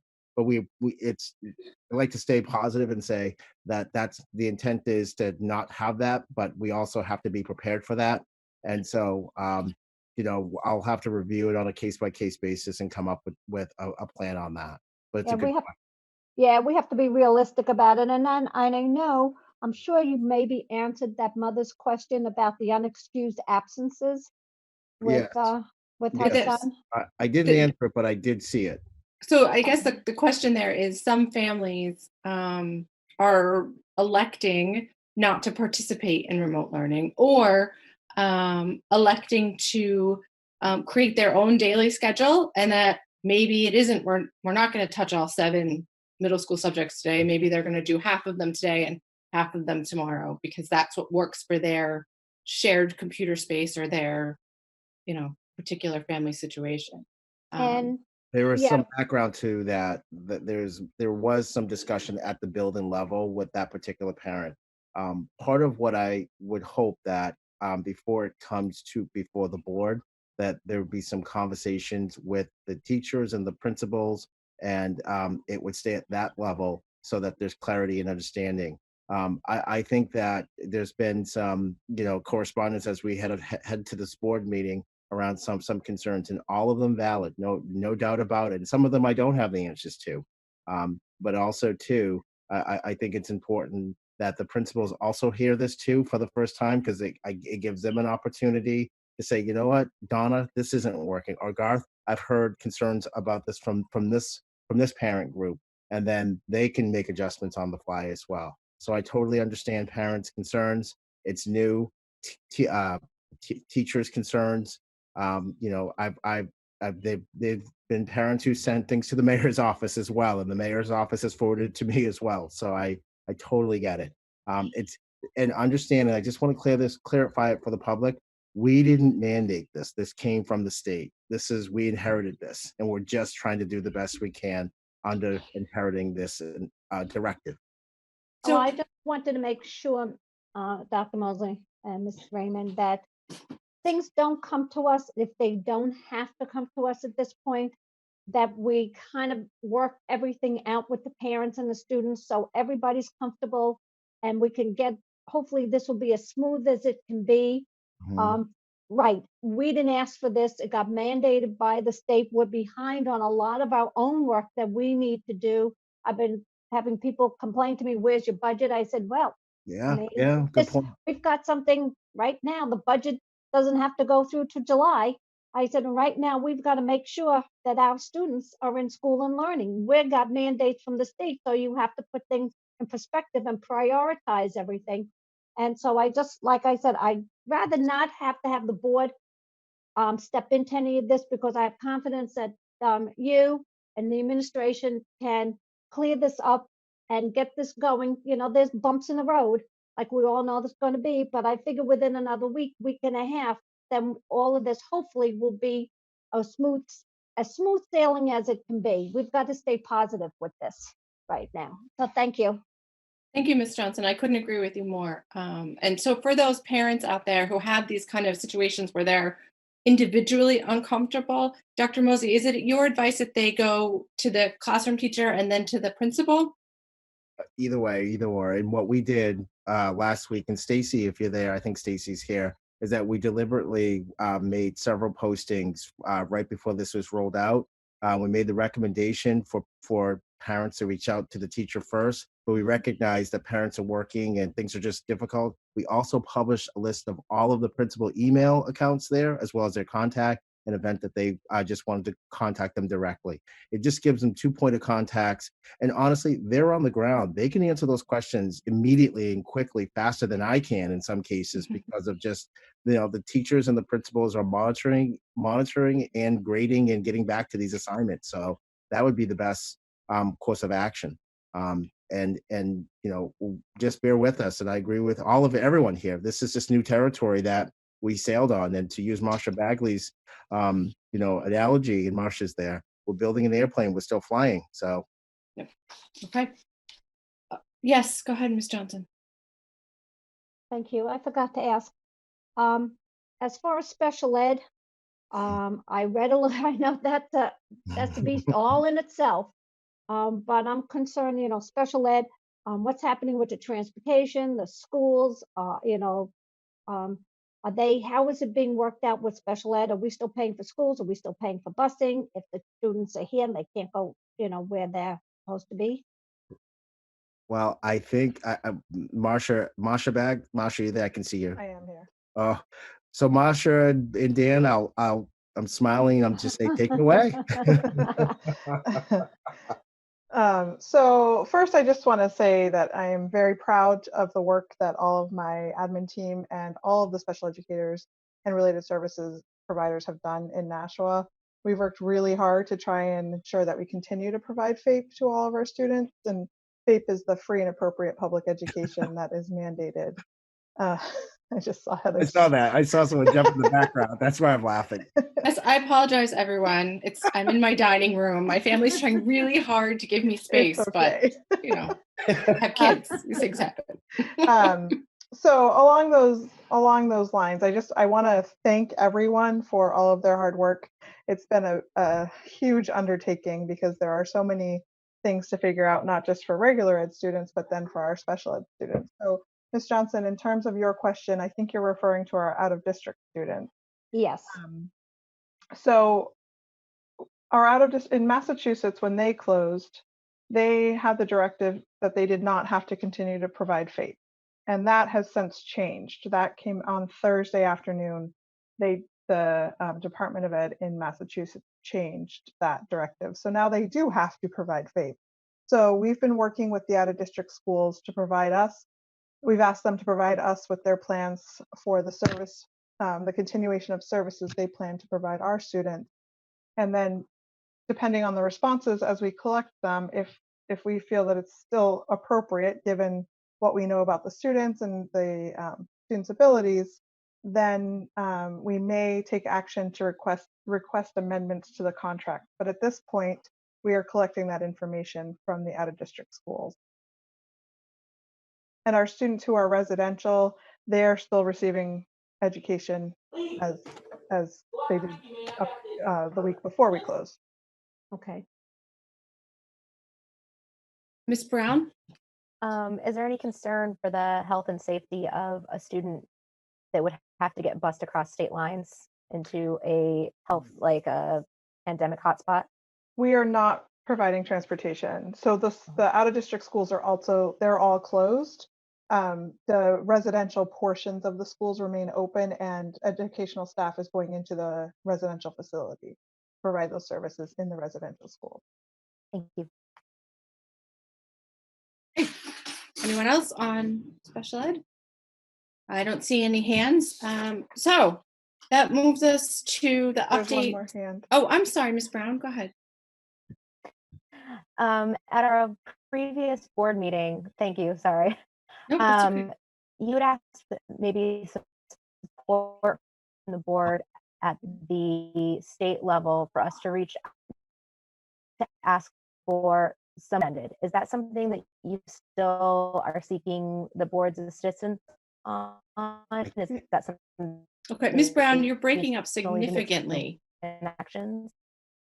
Ms. Brown, are you still there?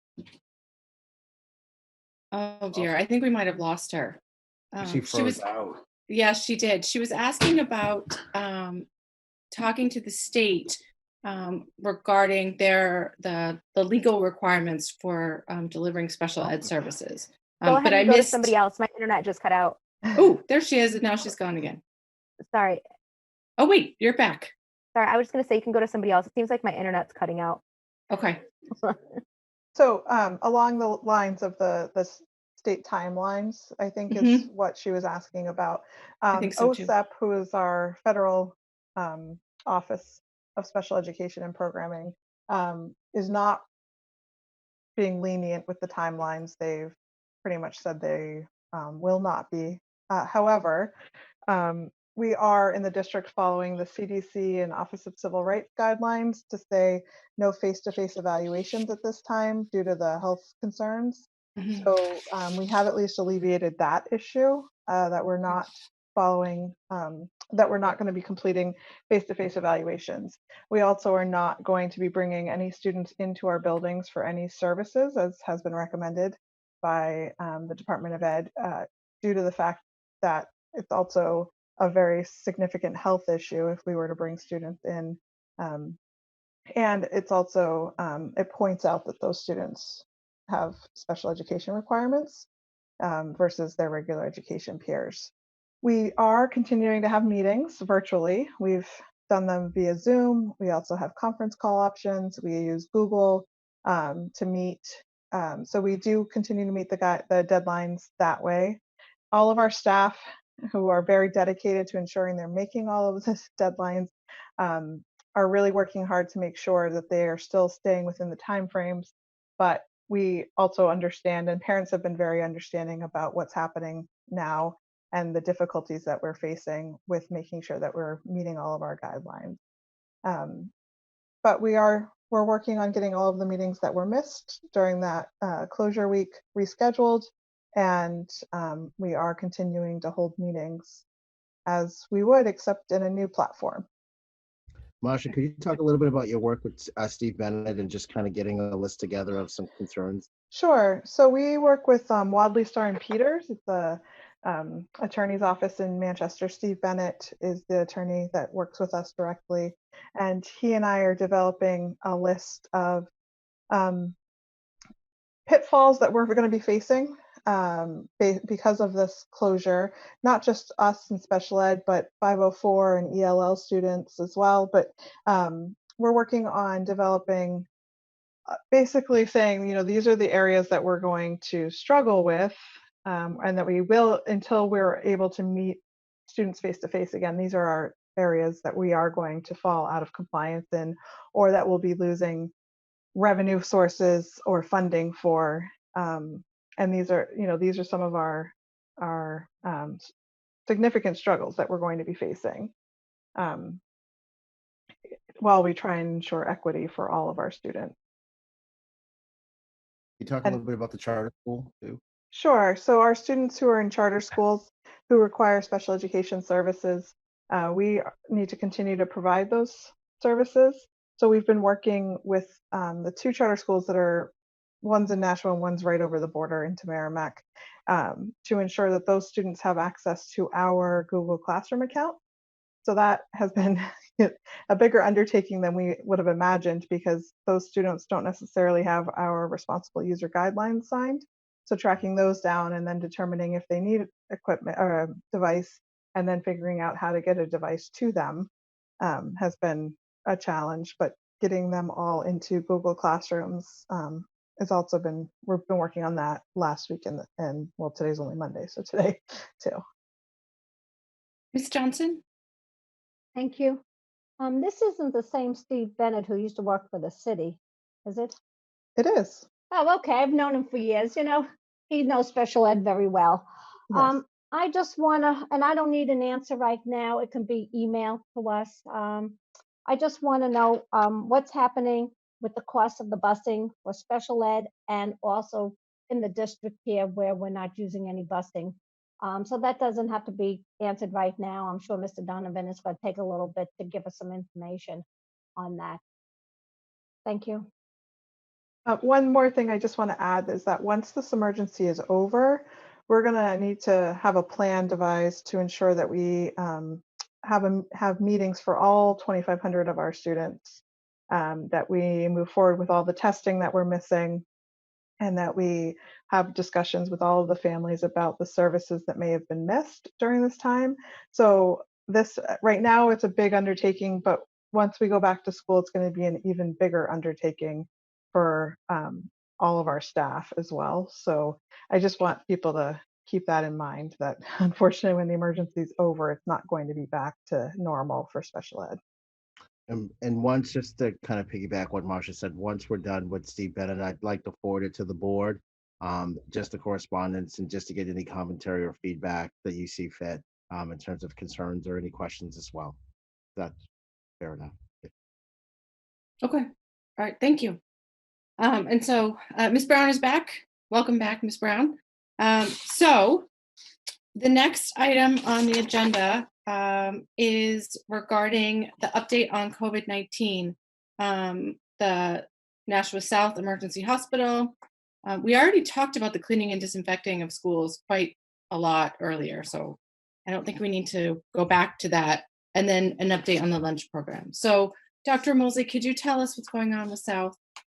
I'll defer over to Dan, and Sean Smith isn't here, but I think this is a very important discussion. So Dan, if you just want to tell the board a little bit about what's happening over there, some of the unfortunately we're dealing with COVID-19, but also some of the work and the activities over there, if you will, please.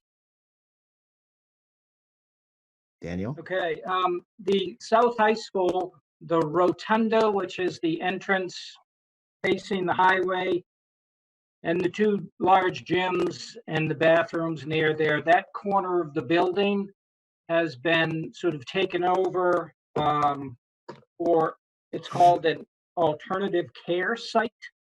The intent for this site is if the hospitals get overloaded, patients that are coming off ventilators, patients that are getting better in the hospitals will be moved to this site. So this isn't going to be a site where the very sick are, but where the formerly sick getting better will be placed.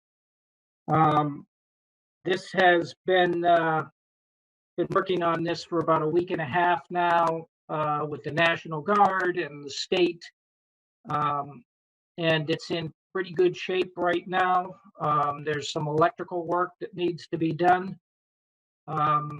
which is the one significant expense. We did receive information late today that the mayor and the governor had spoken and that those costs for the electrical work would be covered. So that's sort of a quick update on the high school. I'd also like to add that, you know, God forbid, but if this COVID-19 gets too much or starts to spread, that they are looking at other facilities within the city as well. So we need to be prepared for that. The other thing I thought would be helpful for the board for our next meeting, I'd like to invite Bobby Bagley to our meeting to just give us a kind of a general update on how the health services in the city are working. I think she's great. I think she's done some wonderful work. I think she's been coordinating with the schools, the state, the federal government, the National Guard. And I just think having her here, just maybe at the beginning of the meeting, just devoting maybe 5 or 10 minutes for her to give you an overview on some things that are taking place in the city and how they all intersect. And then you can fire away on questions. I think it'd be helpful, and it really puts this emergency site into a better context. I know we had a healthy agenda today, but certainly for our next meeting, I think it would be helpful to have her join us with her administrative team to give us an update if that's something the will of the board. Thank you, Dr. Moseley. I'm seeing a lot of nodding, so I think the board also agrees. Ms. Giglio?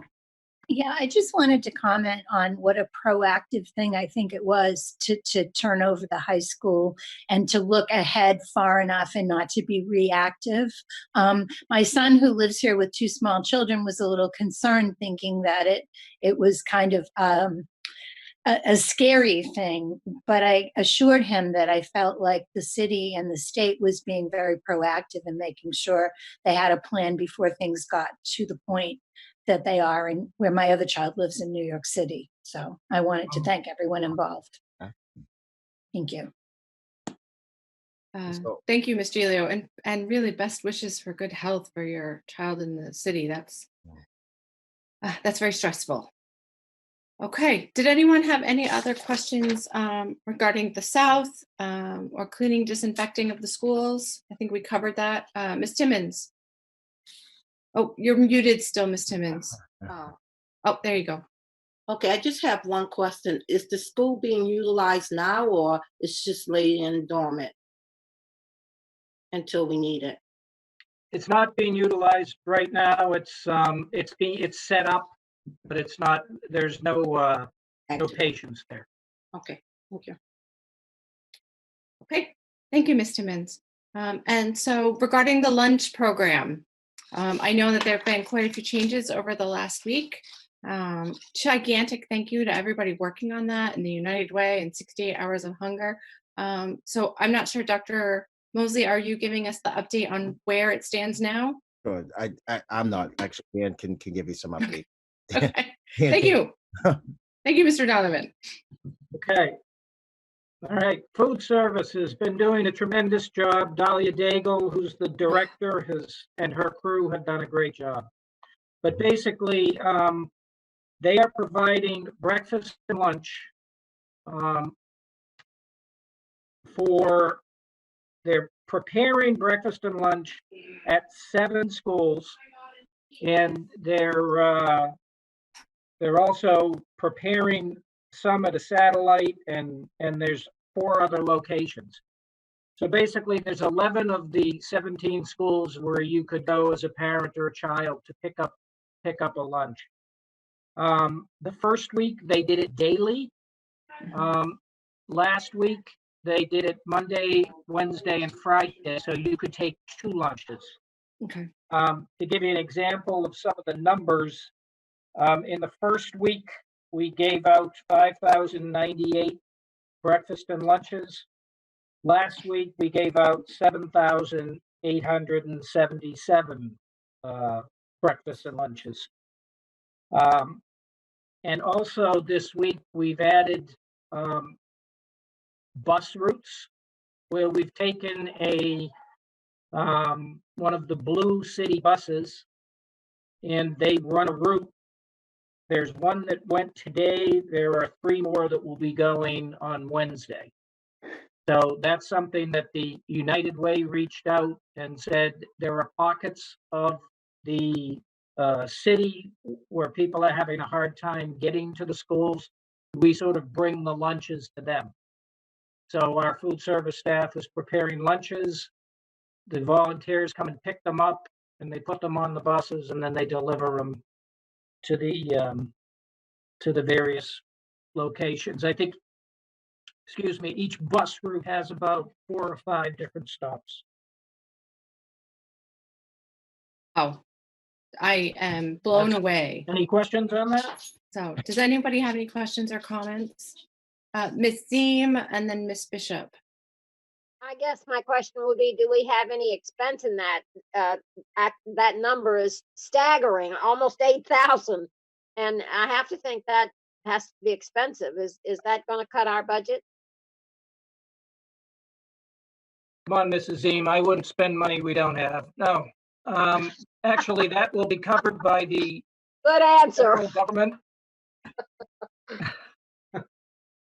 Thank you. So all lunches we will be reimbursed for. Thank you. That's good news. And Ms. Bishop, did you have a comment as well? Only you can take. She's shaking her head no, so I'm going to take that as a no. Ms. Timmons. Oh, you're mute, Gloria. You're mute. Laura, oh, there you go. Now we can hear you. So start over. Okay, I was wondering if we still have enough volunteers. Yeah, the United Way is in charge of the volunteers, and we haven't had any complaints from them that they're running out. But if we do, we'll let everyone know. But I think at this point, the volunteers are still there. And if people in the community wanted to volunteer or help out, the United Way has a sign up through their website. Oh, Ms. Ziem? Yes. And he sounded like they were doing a wonderful job. It was very impressive, but the whole thing is impressive. 8,000, that number is so staggering. My head is still swimming. Can you imagine making that many sandwiches and that many breakfasts? It's unreal. Thank you. All right, thank you, Ms. Ziem. And thank you to everybody who, I am personally blown away by the way that the community has really come together. This lunch program is, it's the school district, but it's also the United Way, and it's volunteers, and it's 68 Hours of Hunger. And now it's the city with the blue buses.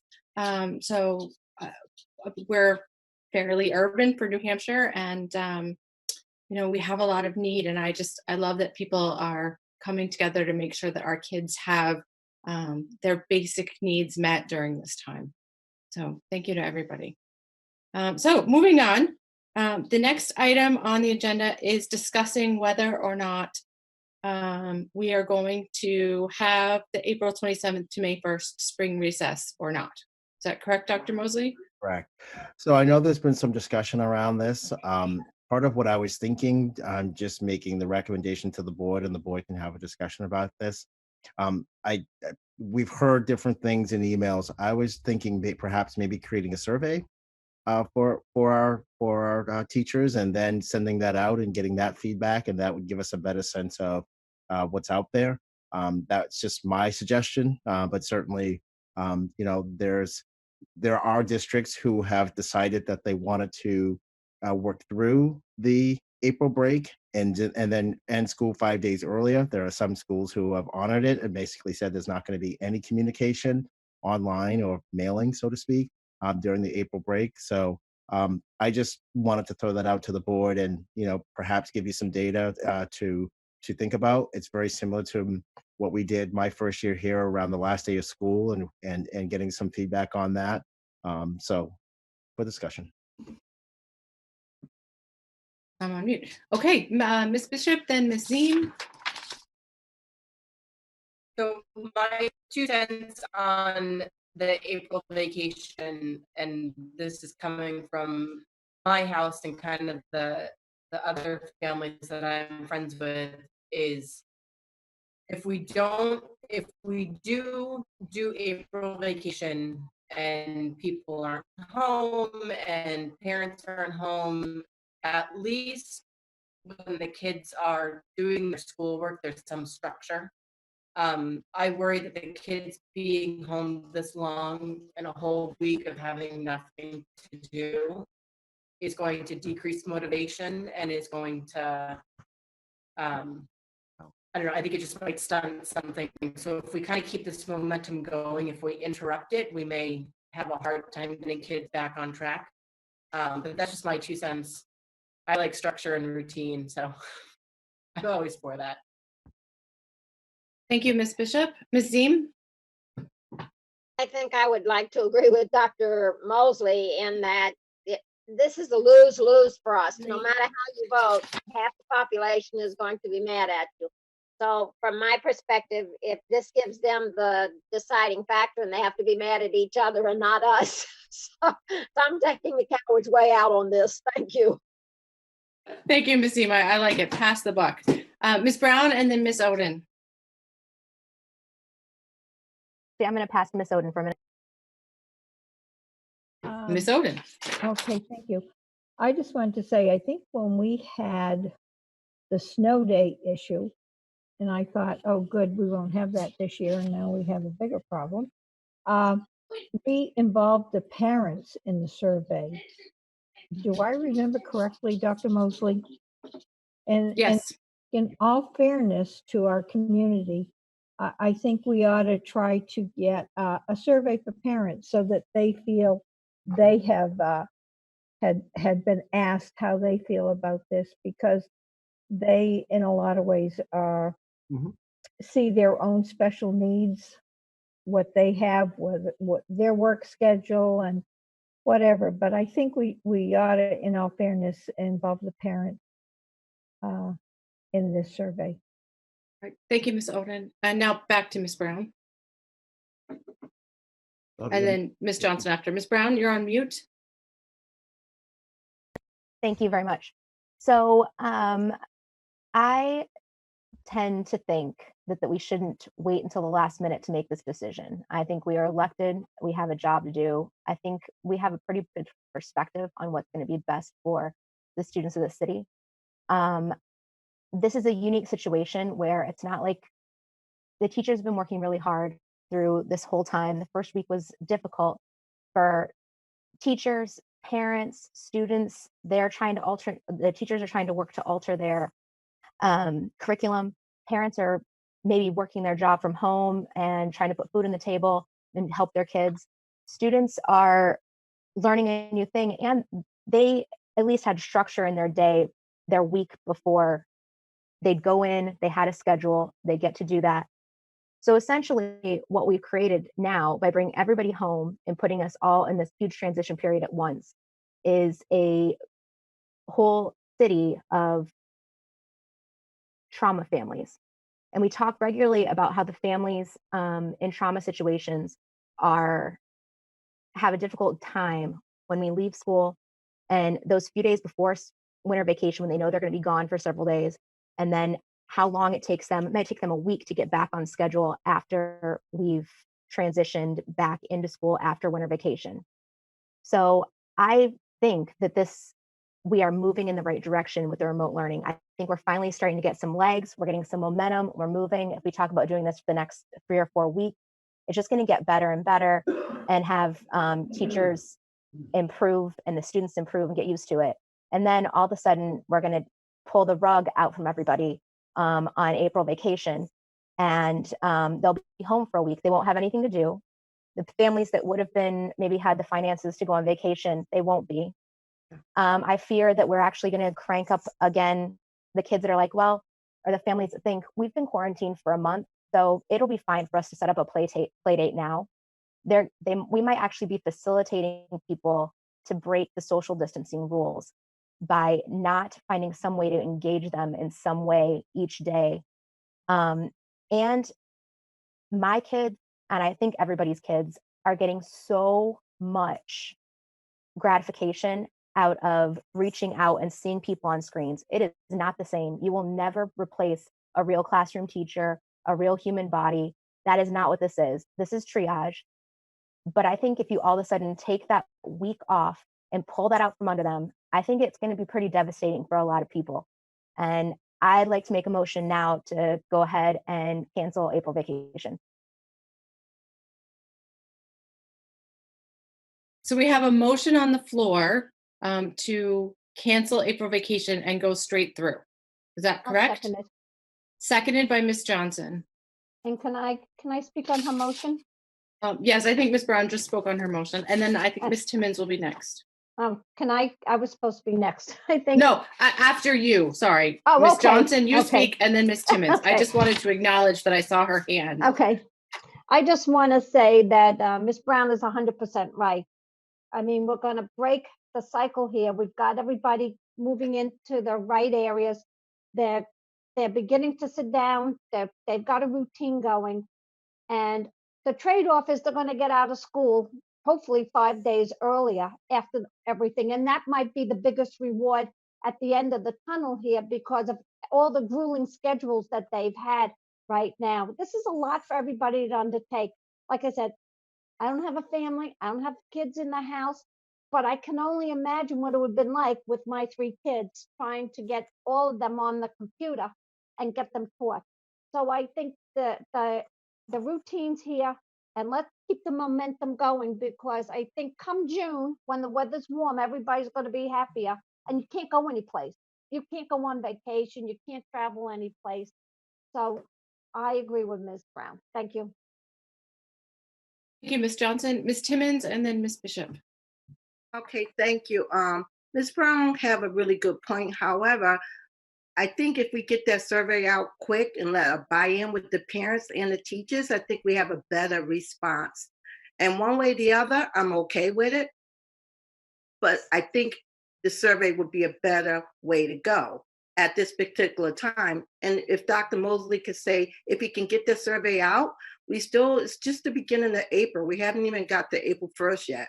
So if we can just get a survey out to get some buy-in from the teachers, from the parents, and then we come back within another week, I think that would be a lot better. At least they have a say instead of us just voting to pull them out of school week. That's just my opinion. Thank you, Ms. Timmons. Ms. Bishop, and then Ms. Giglio. Yeah, I 100% agree with you, Jess. But I do think that engaging the teachers and the parents in what's best, what they think, at least we can have a wider base of knowledge about what is working well in other families. They may be ready for a break. Other families may be ready for a break where our kids are kind of coasting along. So I think getting that input is going to be important. Thank you, Ms. Bishop. Ms. Giglio. Hi, I had anticipated that we would be asked to vote on this tonight. So thinking as an educator, and based on what I've heard from people in the community, I would have voted in favor of eliminating April vacation. But we're not talking about a vacation that starts next week or the week after. And so I think there's time to do a survey. And I think it would be much better to let the teachers and the parents give their, we don't have to leave the survey open for a really long period of time. And I assume we're going to be meeting sometime in the next week or so, or so that we'd have plenty of time to vote on it, because I agree it's a good thing, but it may not be good for our children, for our teachers, and for our students. So I think asking them is really wise. So Thank Thank you. you, Ms. Gilio. Mr. Guarino, did I see your hand? No? Okay. I do have a question, and then Alderman Dowd, you can go ahead and then I'll ask my question.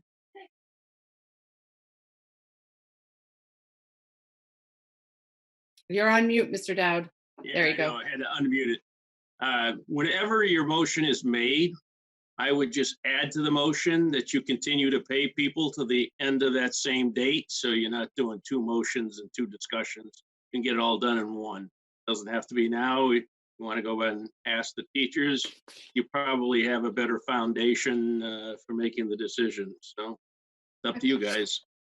Thank you, Mr. Dowd. Ms. Brown?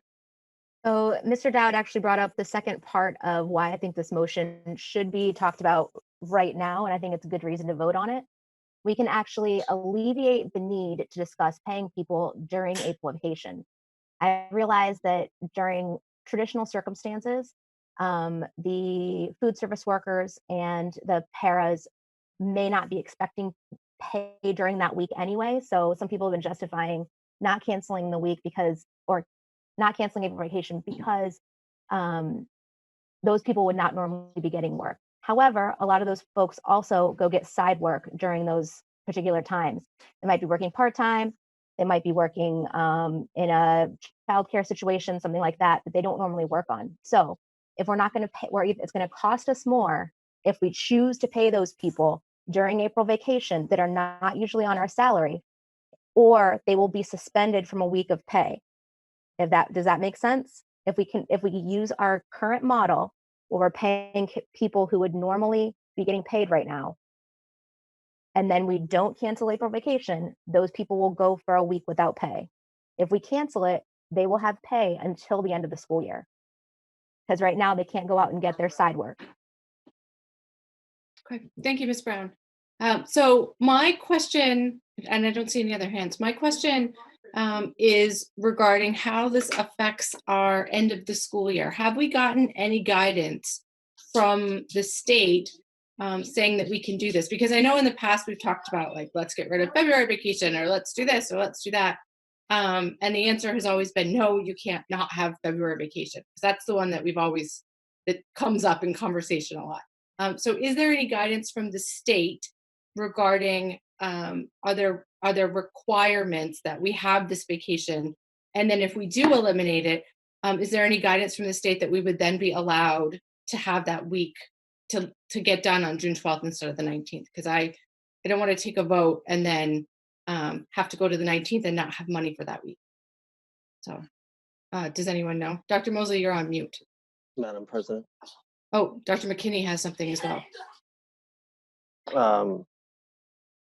That goes back to the calculation of instructional hours. So if we're going to have school, then we'd have to recalculate the last day of school. If we're not, we're still on schedule of getting out of school around the week of June 15th. Now, some of the dates may change, but that's the main piece from the state of calculating our hours. And I would just respectively ask the board to provide consideration for the administrators and the educators. We've been working tirelessly over the last 2 weeks and would appreciate the time off. I think it's great that we're all learning new technological skills and keeping connected, but I think getting unplugged and getting away from the work has been a challenge. As one principal put it, they could either see or hear the tears or the upset nature of teachers behind their emails trying to make remote learning work. And I think we're all trying to balance a lot right now. So maybe if we're given 2 weeks, we could come back to the board with a recommendation around April break, both with the instructional minutes breakdown, feedback from faculty and administrators, and provide a recommendation. Thank you. What the survey would allow, and what it would also allow us to get that calculation, but also get some feedback from the faculty and from the teachers as well. I don't like to say I've heard or anything. I just don't know.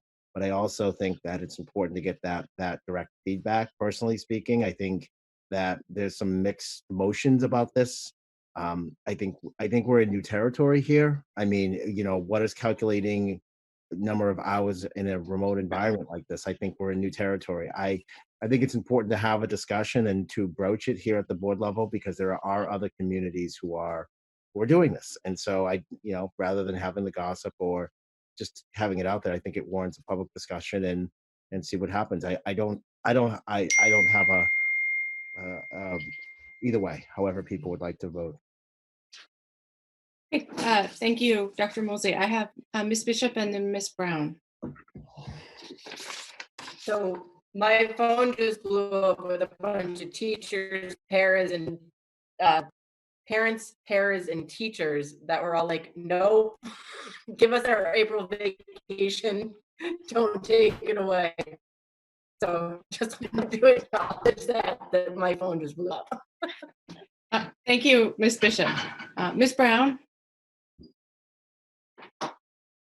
And my phone just blew up the other way from 3 teachers and 4 parents that say, no survey, you guys have the right to make the decision. And they all are saying, yes, keep the momentum because the kids need us. And here is the issue.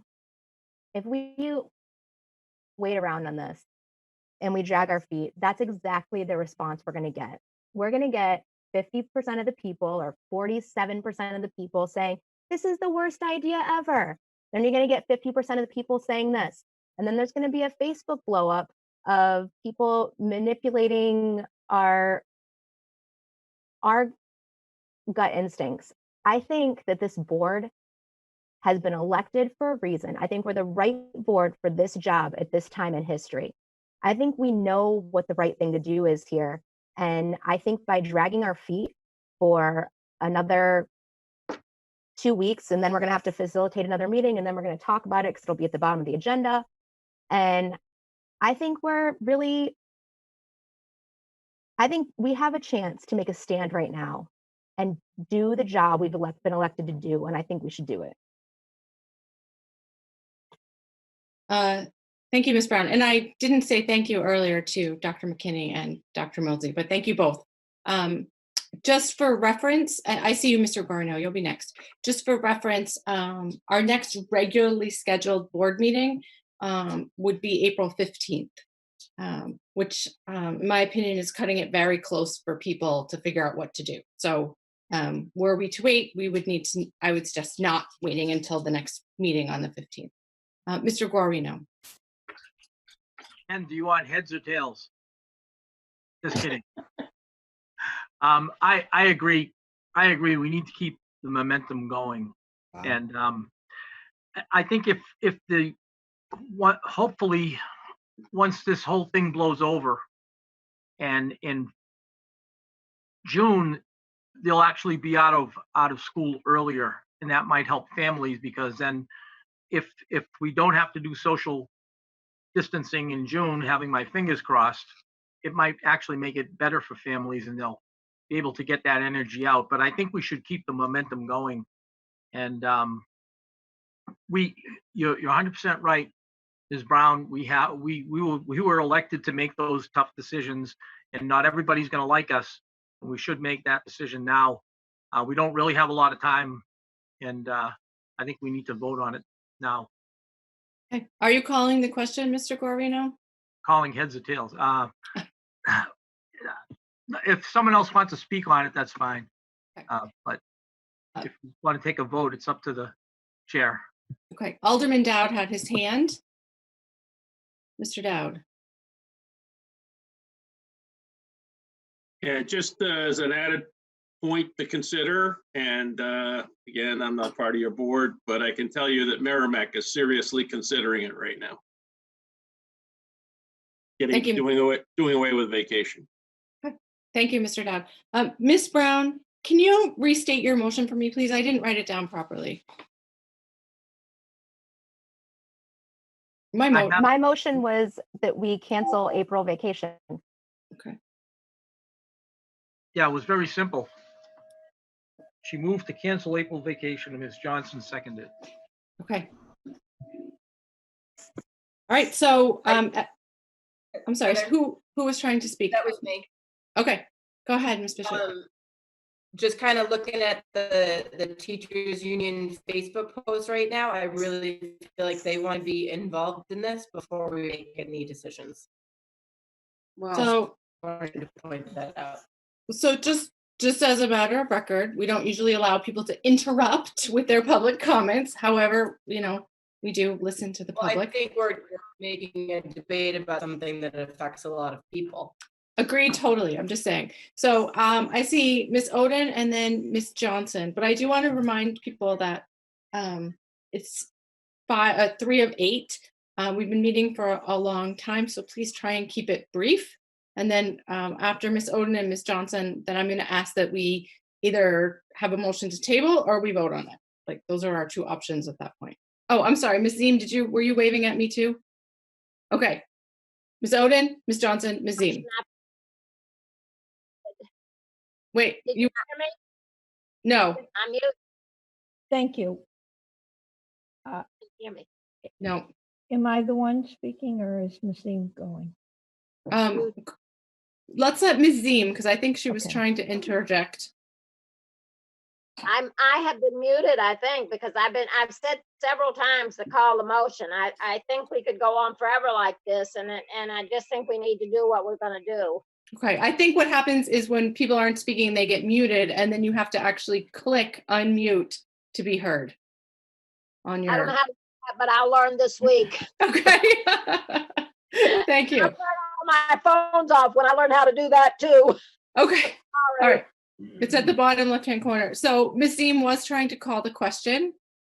So seeing that, we need to vote on calling the question. So Mr. Guarino, can you please call the roll regarding call the question? Just for the new people, a vote yes means we vote right away. We end voting yes on calling the question means that we end debate and we vote on this matter. A vote no on call the question means that we continue to allow people to speak on it.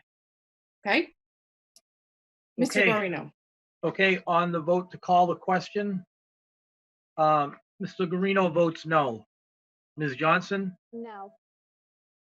Ms. Ziem, Yes. Ms. Bishop, No. Ms. Gilio, No. Ms. Brown, Yes. Ms. Raymond, No.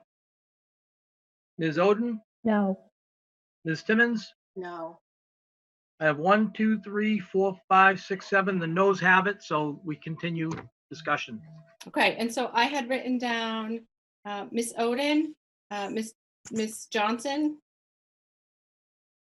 So go ahead, Miss Oden. Okay, thank you. I just want to say, I really believe we need a survey from our staff and from our parents.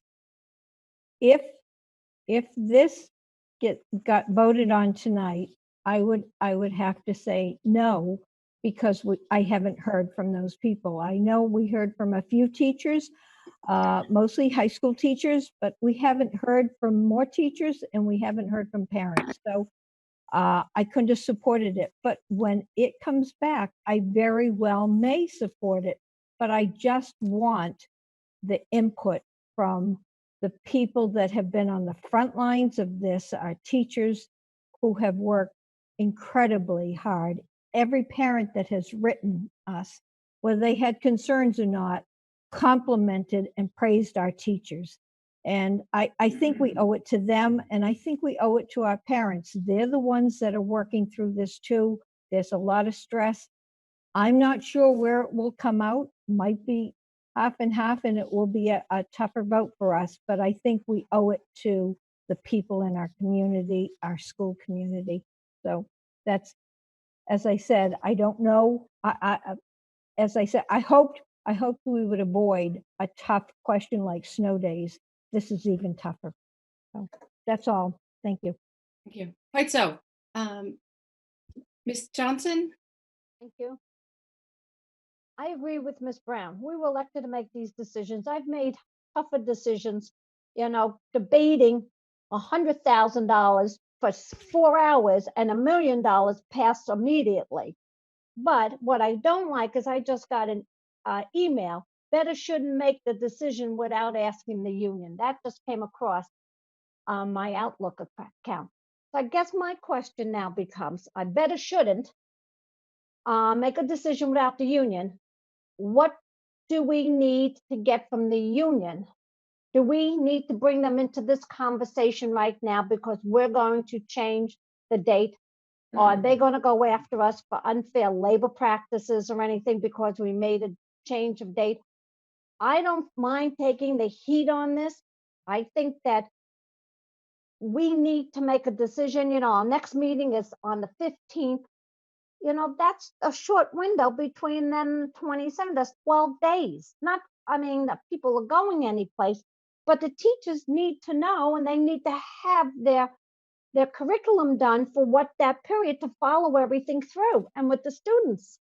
So, I mean, if this was March 15th and we were talking April 27th, that's a different range and we're coming back on April 1st for a meeting, but we don't have that much time in between. And I don't like the email that I got. You better shouldn't unless you consult the union. So what part do we need? Do we or do we not have to have the union sitting at the table with us to make this decision?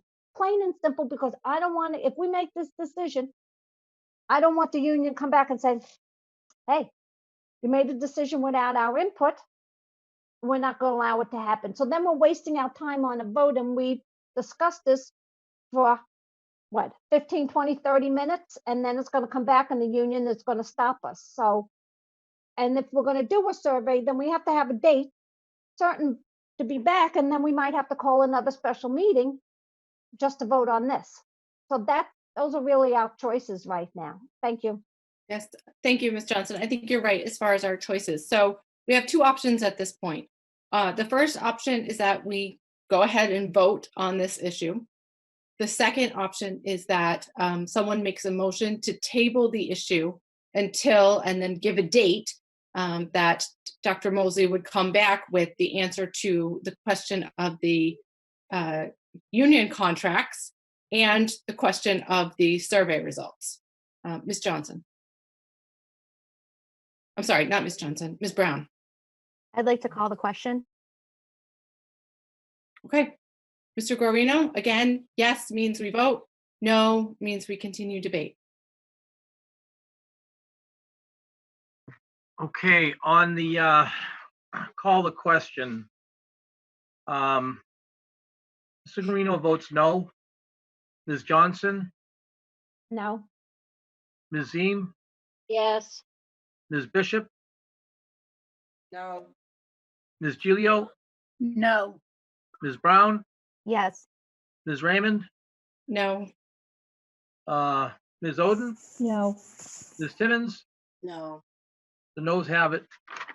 All right, so I'm getting the sense from the board that people are not wanting to vote on this at this time. So my suggestion at this point would be that if people don't want to vote on it, that someone make a motion to table it until we get the answer to the union and we get the answer to the survey question. Ms. Timmons, and then Paula had her hand up first. I'm sorry? Said Paula had her hand up first. Oh, I'm sorry, Ms. Johnson. I didn't see you. Ms. Oh, Johnson, okay. then Ms. Timmons, then Ms. Bishop. I would like to make a motion to table this until we get feedback from the union, and that our next meeting would have to be by 4:10 to vote on this. I second it. I have a quick couple questions. I'm sorry, Dr. Moseley, are you saying you have a question? I do. So there's a couple of things. I think when you say feedback, I think what I heard was feedback from the teachers, the para, food service, and parents as well through the survey. That's what I'm hearing. I'm not making, my motion is not on that. My motion is just from the union. That's it. I want to know, is the union going to allow us to do this? That's basically it. Right, so your motion for clarity, Ms. Johnson, is you've moved to table this until we hear from the union and that we have a meeting no later than 4:10. Right. There's another piece of this. I'm looking at my, I'm sorry, I'm looking at my phone just to get kind of a time frame, because first of all, we have to create the survey, which is going to take a couple of days. So, and then to publish it. So you typically want to have a survey out at least a minimum of a week. So the 10th would be, the 10th is actually a week from Friday. Yeah. Yeah, you can't, if you're saying that you can't do it, then Um, basically all we need is just, it's not going to give us enough time to get the surveys out to parents and get them back and make that's what I'm saying here. I want to just know basically what the union says we can do within the contract, the parameters of the contract. If the union says that we can do it, then let's go ahead and just make that decision and keep schools, the remote learning open. If the union says we can't, that's a whole different ballgame. I'm sure we could probably reach out to Mr. Marcoux. Today is what, Monday? Hopefully by tomorrow and get an answer. And then we know where we're going with this. Okay. All right. So Ms. Timmons, Ms. Bishop, and then Ms. Brown. Okay, as I looking at the calendar, I think we can get a survey out and have a regular meeting by the 15th. This school vacation is on the 27th. Is that correct? Yes. And we can't go anywhere anyway. So why can't we get that survey out and get feedback from the teachers and the parents and whoever we need to get feedback, and the survey can go out this week. And then we'll have time for our next board meeting to vote on it based on the survey. Okay, so the motion that you seconded was to have a meeting no later than the 10th. Well, that's what Ms. Johnson said. Okay. But I think we can, I don't think the 15th is too late. Okay, Ms. Because Bishop? we can't go anywhere anyway. Okay. All right, sorry, I didn't mean to cut you off, Ms. We Timmons. can't go anywhere anyway. So I think that having the meeting April the 15th is sufficient. Or the 13th, sometime during that week, if it's not enough time to get the survey out and back, then we should have the meeting on the 15th. Okay. And we can't go anywhere anyway. And then we have feedback from everyone. Everybody have a buy-in, good, bad, or indifference. Okay. My 2 cents. Thank you, Ms. Timmons. Ms. Bishop? I was gonna say the same thing about just the time frame of it. It is cutting it close. It doesn't feel good to cut it that close because people do need to plan if we're not going to have it, if they're going to pick up extra hours doing something else. But at the same time, I think it's important, especially with this remote learning, that we utilize the tools and resources that we're already implementing to reach out to families to get this feedback, reach out to the teachers, get the feedback.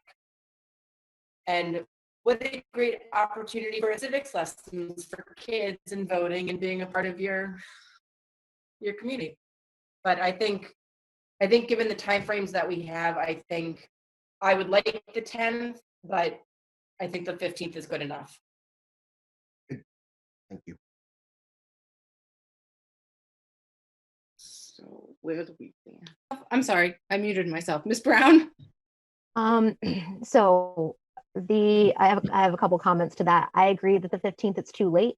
For essential employees, they have to plan 28 days in advance for their healthcare and different items like that. I still want to help everybody to recall that teachers can still use sick days, leave days, personal days during this time. So if those teachers have, they need a break anytime. If they want to take a Friday off and not connect, they are still within their contractual rights to do that. So, if they want to use one of those days during April vacation, that after we cancel it, or if they want to take this Friday off, they can do that. So those days are available to them still within this weird season that we're in. And I also think that, I'm sorry, I had one more point. I should have written the third one down. I also would like to make sure that the survey, should it be electronic, I want to make sure that there is some kind of protection, whether it's one per machine, one per email address, something like that, that makes sure that we're not getting multiple people filling out emails. I want to make sure that they are individually processed so that there's a fair and balanced.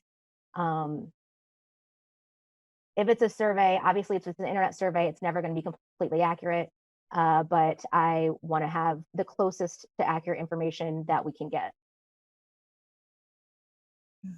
Okay. Thank you, Ms. Brown. Ms. O'Gara. You're on mute, Ms. O'Gara. Sorry.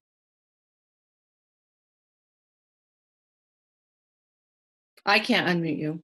You have to unmute yourself. Got it. Yay. Okay. Thank So you. I looked quickly at the teacher contract. I pulled it up, and there is some wording in there that has to be looked at about scheduling things on school vacations. So we really have to, I think we have to wait for the decision. Okay. And that's just one contract. And as far as teachers being able to use, teachers are only allowed to use their sick days for when they're sick. So they would only be able to utilize their personal days. And the personal days has specific reasons for why they can use. So it's not as easy as them using their, and they don't have vacation days. Just saying. Thank you. Thank you, Ms. O'Gara. Okay. So Ms. Brown? You're on. No, I'm okay. I'm all set. Oh, okay. Sorry, I thought I saw your hand. Okay, so here's where we're at. We have a motion on the table, well, on the floor that says we move to table the question of April vacation until we hear from the union and to have our next meeting no later than April 10th. So, go ahead, Ms. Timmons. Can we amend that to say until we do a survey and get the input from teachers and parents? Okay, is there a second for the amendment to say until we get a survey instead of until by April 10th? I would second that. Okay. Until survey. Sorry, I just have to write it down. That's okay. And strike the meeting the no later than April 10th. Okay. And so that was seconded by Ms. Oden. Okay, thank you. Can we go ahead and vote on that amendment or do we have discussion? Dr. Moseley? I think I'm gonna need at least a couple of days to get the survey together. So, and just to prepare it, I can probably say working with the team sometime by the end of this week. So that's the best estimation. So I'm just kind of putting that out there. So the sooner the vote is taken, I can start working on it ASAP. Okay. All right, Ms. Brown? I want to interject that I think this is the top priority, and I think that we should make sure that happens. It doesn't have to be a long survey. Are you a parent? Are you a teacher? Are you a community member? That's all it needs to say. Do you think we should cancel April vacation? Yes or no? It doesn't have to have 37 questions. It doesn't have to have predictive text or whatever. Very simple. Thanks. Right. Thank you, Ms. Brown. And perhaps tomorrow or in the coming days, you can converse directly with Dr. Moseley about the wording that you suggest. So on the motion to amend the motion. So the first vote is on the amendment, and the amendment states that we're going to table this until we have the results from the survey, and it's going to strike the 410. So it will just say we move to table the question of April vacation until we have the results of the community survey. Yes? Yes. I added community, no? Ms. Oden? I would say from staff and parent. Okay. Survey from staff till we have the results of a survey of staff and parents. Okay.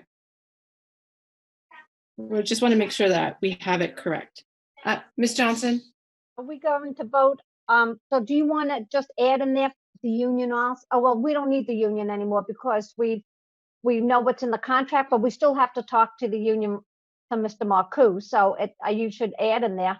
And for Yeah, Mr. oh, I'm Marcoux. sorry. So I have written down, move to table until we hear from the union and a survey of staff and parents. Perfect.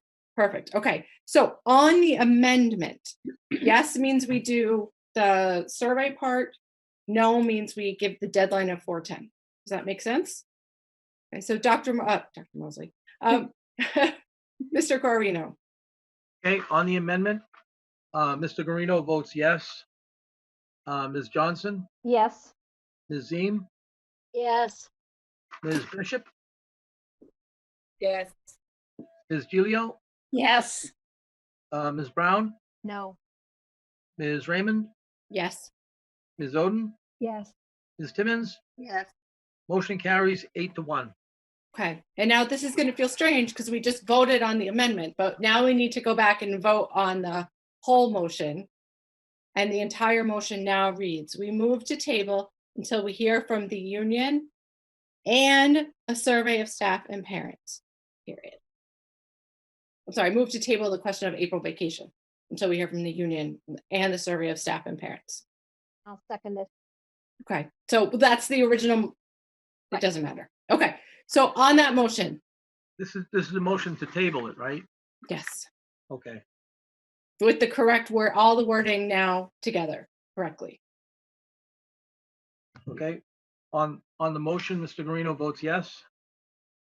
Ms. Johnson, Yes.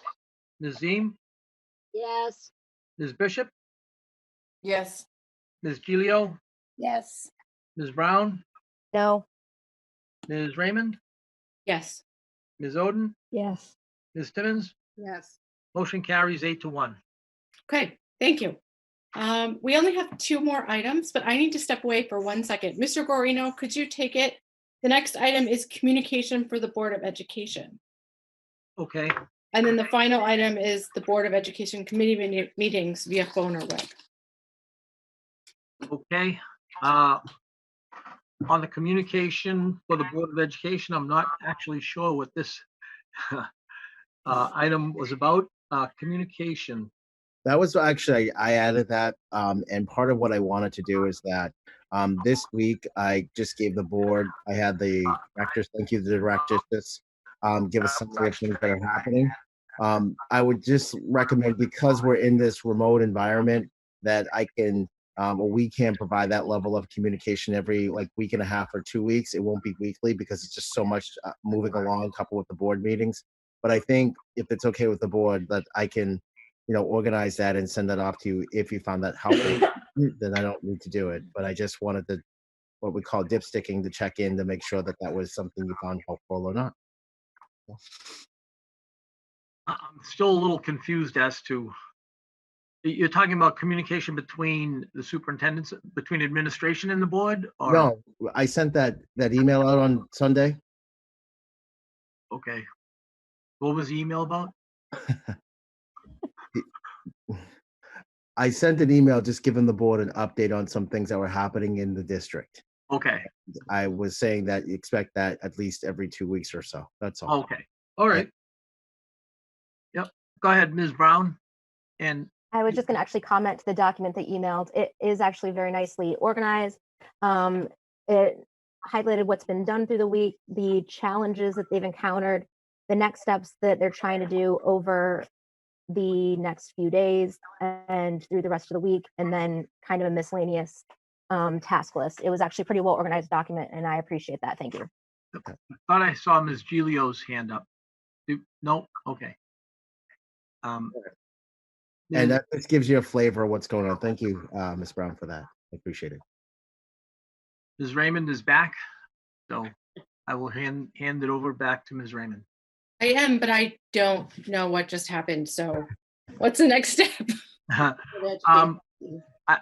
think we're done. Dr. Moseley talked about communication. Okay. We don't need any motions or anything regarding that, correct? I don't think so. Great, I will fill it in later. So the last item is the Board of Education committee meetings via phone or the web. Dr. Moseley, did you have something specific? No, I think we can, I mean, we can certainly start doing them again at the will of the board. We'll just have to organize them and just do them through Zoom like we're doing right now. So I don't, we can start getting those upline and get them online. And if you just want to give us we can't do anything this week, please, maybe schedule it out a little bit so we can just focus on this remote learning and just getting that off the ground, please. So I would like to propose that we have our next meeting on April the 13th. That's a Monday. It's Yep. 2 days before we're supposed to have it. But does anyone have any objection to April 13th? That's good. No? Okay.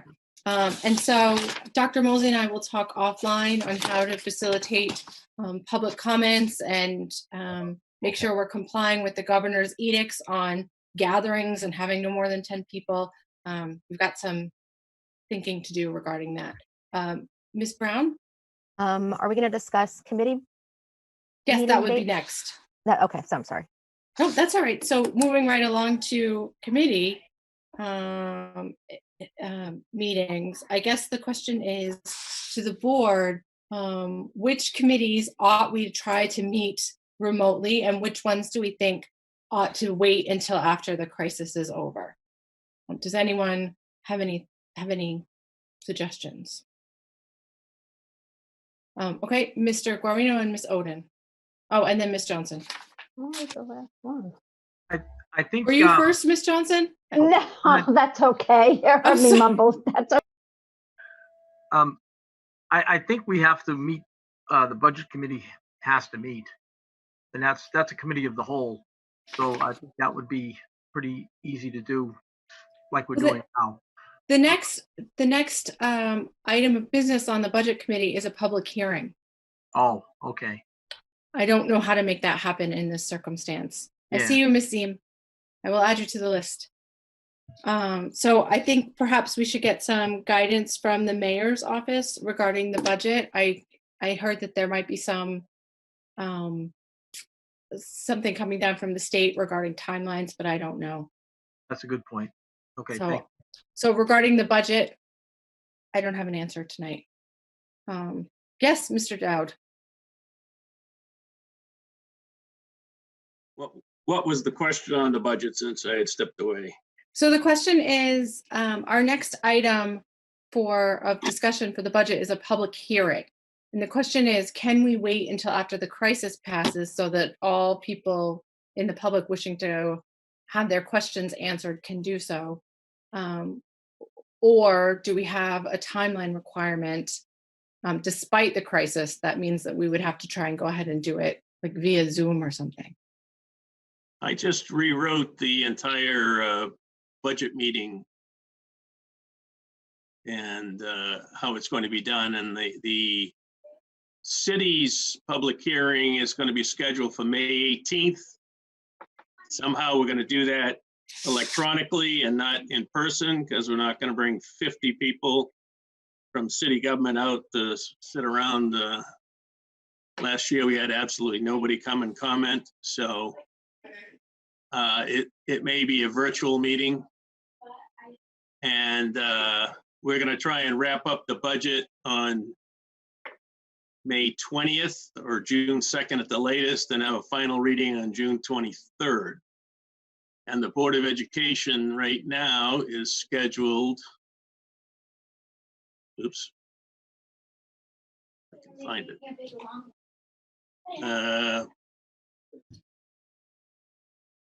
Where is it? Anyway, this is going to go out tomorrow for review by the mayor, so we'll be getting back with the specific dates. Okay, can you let us know? And then Mr. Guarino, could you work with Mr. Donovan and Dr. Moseley on figuring out how to do a public hearing, and then we can schedule it? Sure. Okay. And then I had Ms. Oden, Ms. Johnson, and then Ms. Ziem. Yeah, I just want to make sure we get our bills paid as Chair of Finance and Operations. So I'm going to ask Mr. Donovan when we need to schedule the next Finance and Operations Committee meeting. Okay, thank you. Ms. Johnson? I just wanted to find out, we're going to be talking about Pennachuck water update. Did I miss it? I'm so sorry. That's the next one under. Yes, it is the next one under. Thank you. You're welcome. Is Mr. Donovan still here? No? Okay. I don't know. Yes, I am. Okay, great. I'm here. One moment, Mr. Dowd. Ms. Ziem. No, you covered what I was, thank you. You covered it, Heather. I appreciate it. Okay. And then, Ms. Brown, did you have your hand up as well? No? Okay, I'm imagining things. Okay, so Ms. Oden? Can we ask Mr. Donovan when we need to schedule the next Finance and Operations Committee meeting? Yes, Mr. Donovan, when do you need the next Finance and Operations Committee meeting? Let me get back to you on that. I'll have to go look at my folder, which is in the office, to see if there's anything pending soon. Okay. So I'll get back to you. Okay, can we set a goal of by the end of this week to have posted when our committee dates are? And if we're having them? Everyone's staring at me like that. That sounds impossible. Yeah. All right, maybe. Okay, so We'll try, yeah, sure. all right, pushing forward, Pennachuck update. I know Alderman Dowd had his hand raised on that. Dr. Moseley or Ms. Fitzpatrick or? Actually, Dan can give a brief overview, and then if someone has any more commentary, that's fine. Okay. Dan? Yeah, I think the Pennachuck was related to the small water, well, not totally small. We had a water leak, small flood at Pennachuck about 2 weeks ago. It was a sprinkler pipe which burst overnight. Fire department came in, soaked up all the water.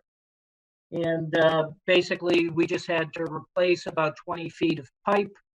About 2/3 of one classroom ceiling tiles and a little bit of wallboard. That's all been done. And the school is back in fine shape. Okay. Do we have any idea of how much that cost us and where the money came from? That would be in the general operations budget, plant operations budget. It basically wallboard. It was probably no more than $1,000. Oh. Okay, that's not nearly as bad as I thought. Alderman Dowd, did you have anything to add? No. Yeah, a couple things. I was going to comment that if Dan was off the line, because I talked to Sean Smith once or twice every day because of the middle school project. I had a full briefing on what happened at Pennachuck, and he's correct. There wasn't that much damage. The floor tile didn't get damaged. Of course, all the desks were empty because the kids have everything at home. So it wasn't as bad as we originally thought. It was a situation where there was a hole developed in the pipe. I suggested to Mr. Smith that they check the rest of the sprinkler system in the school because we don't want to be adding new rooms and things and then have a flood occur. So that's going to be checked out at some point. He's got time to do that. The other thing is, while I'm on, I just want to say April 2nd, Thursday, we're going to have the joint special school building committee. We've got to pay some bills and approve a minor contract. And you'll all be getting packages if you haven't got them already. Okay, so that's all I Thank you, had. Mr. Dowd. I was just about to segue into that. So excellent. There will be a Zoom meeting for that as well, or whatever it is that we're using for calling in. So hopefully people in the public will be able to watch it. If anybody has any comments, if they're not able to comment at the meeting, feel free to email us at boe@nashua.edu. That is the Board of Ed email. Did anyone else have any other items related to COVID-19 and the way it affects our schools? Seeing none, I think I would entertain a motion to adjourn. No one? Ms. Timmons? Motion to adjourn. Okay, Ms. Timmons made the motion. It looks like, okay. Ms. Gilio? Okay. Ms. Gilio wanted to second as well. All right. So on the motion to adjourn, Mr. Guarino, could you call the roll? Okay, on the motion to adjourn, Mr. Guarino votes yes. Ms. Johnson, Yes. Ms. Ziem, Yes. Ms. Bishop, Yes. Ms. Gilio, Yes. Ms. Brown, Yes. Ms. Raymond, Yes. Ms. Oden, Yes. Ms. Timmons. Yes. Motion carries 9-0. It's 8:31 p.m. Okay, thank you so much. Thank you all for Good night, calling everyone. in. Thank you all for having so much patience. This was a very long one, a but great I night. feel like it was worth it. So Thank stay you. safe, everybody. We'll talk Thank to you, you later. Tara, for putting this together. Yes.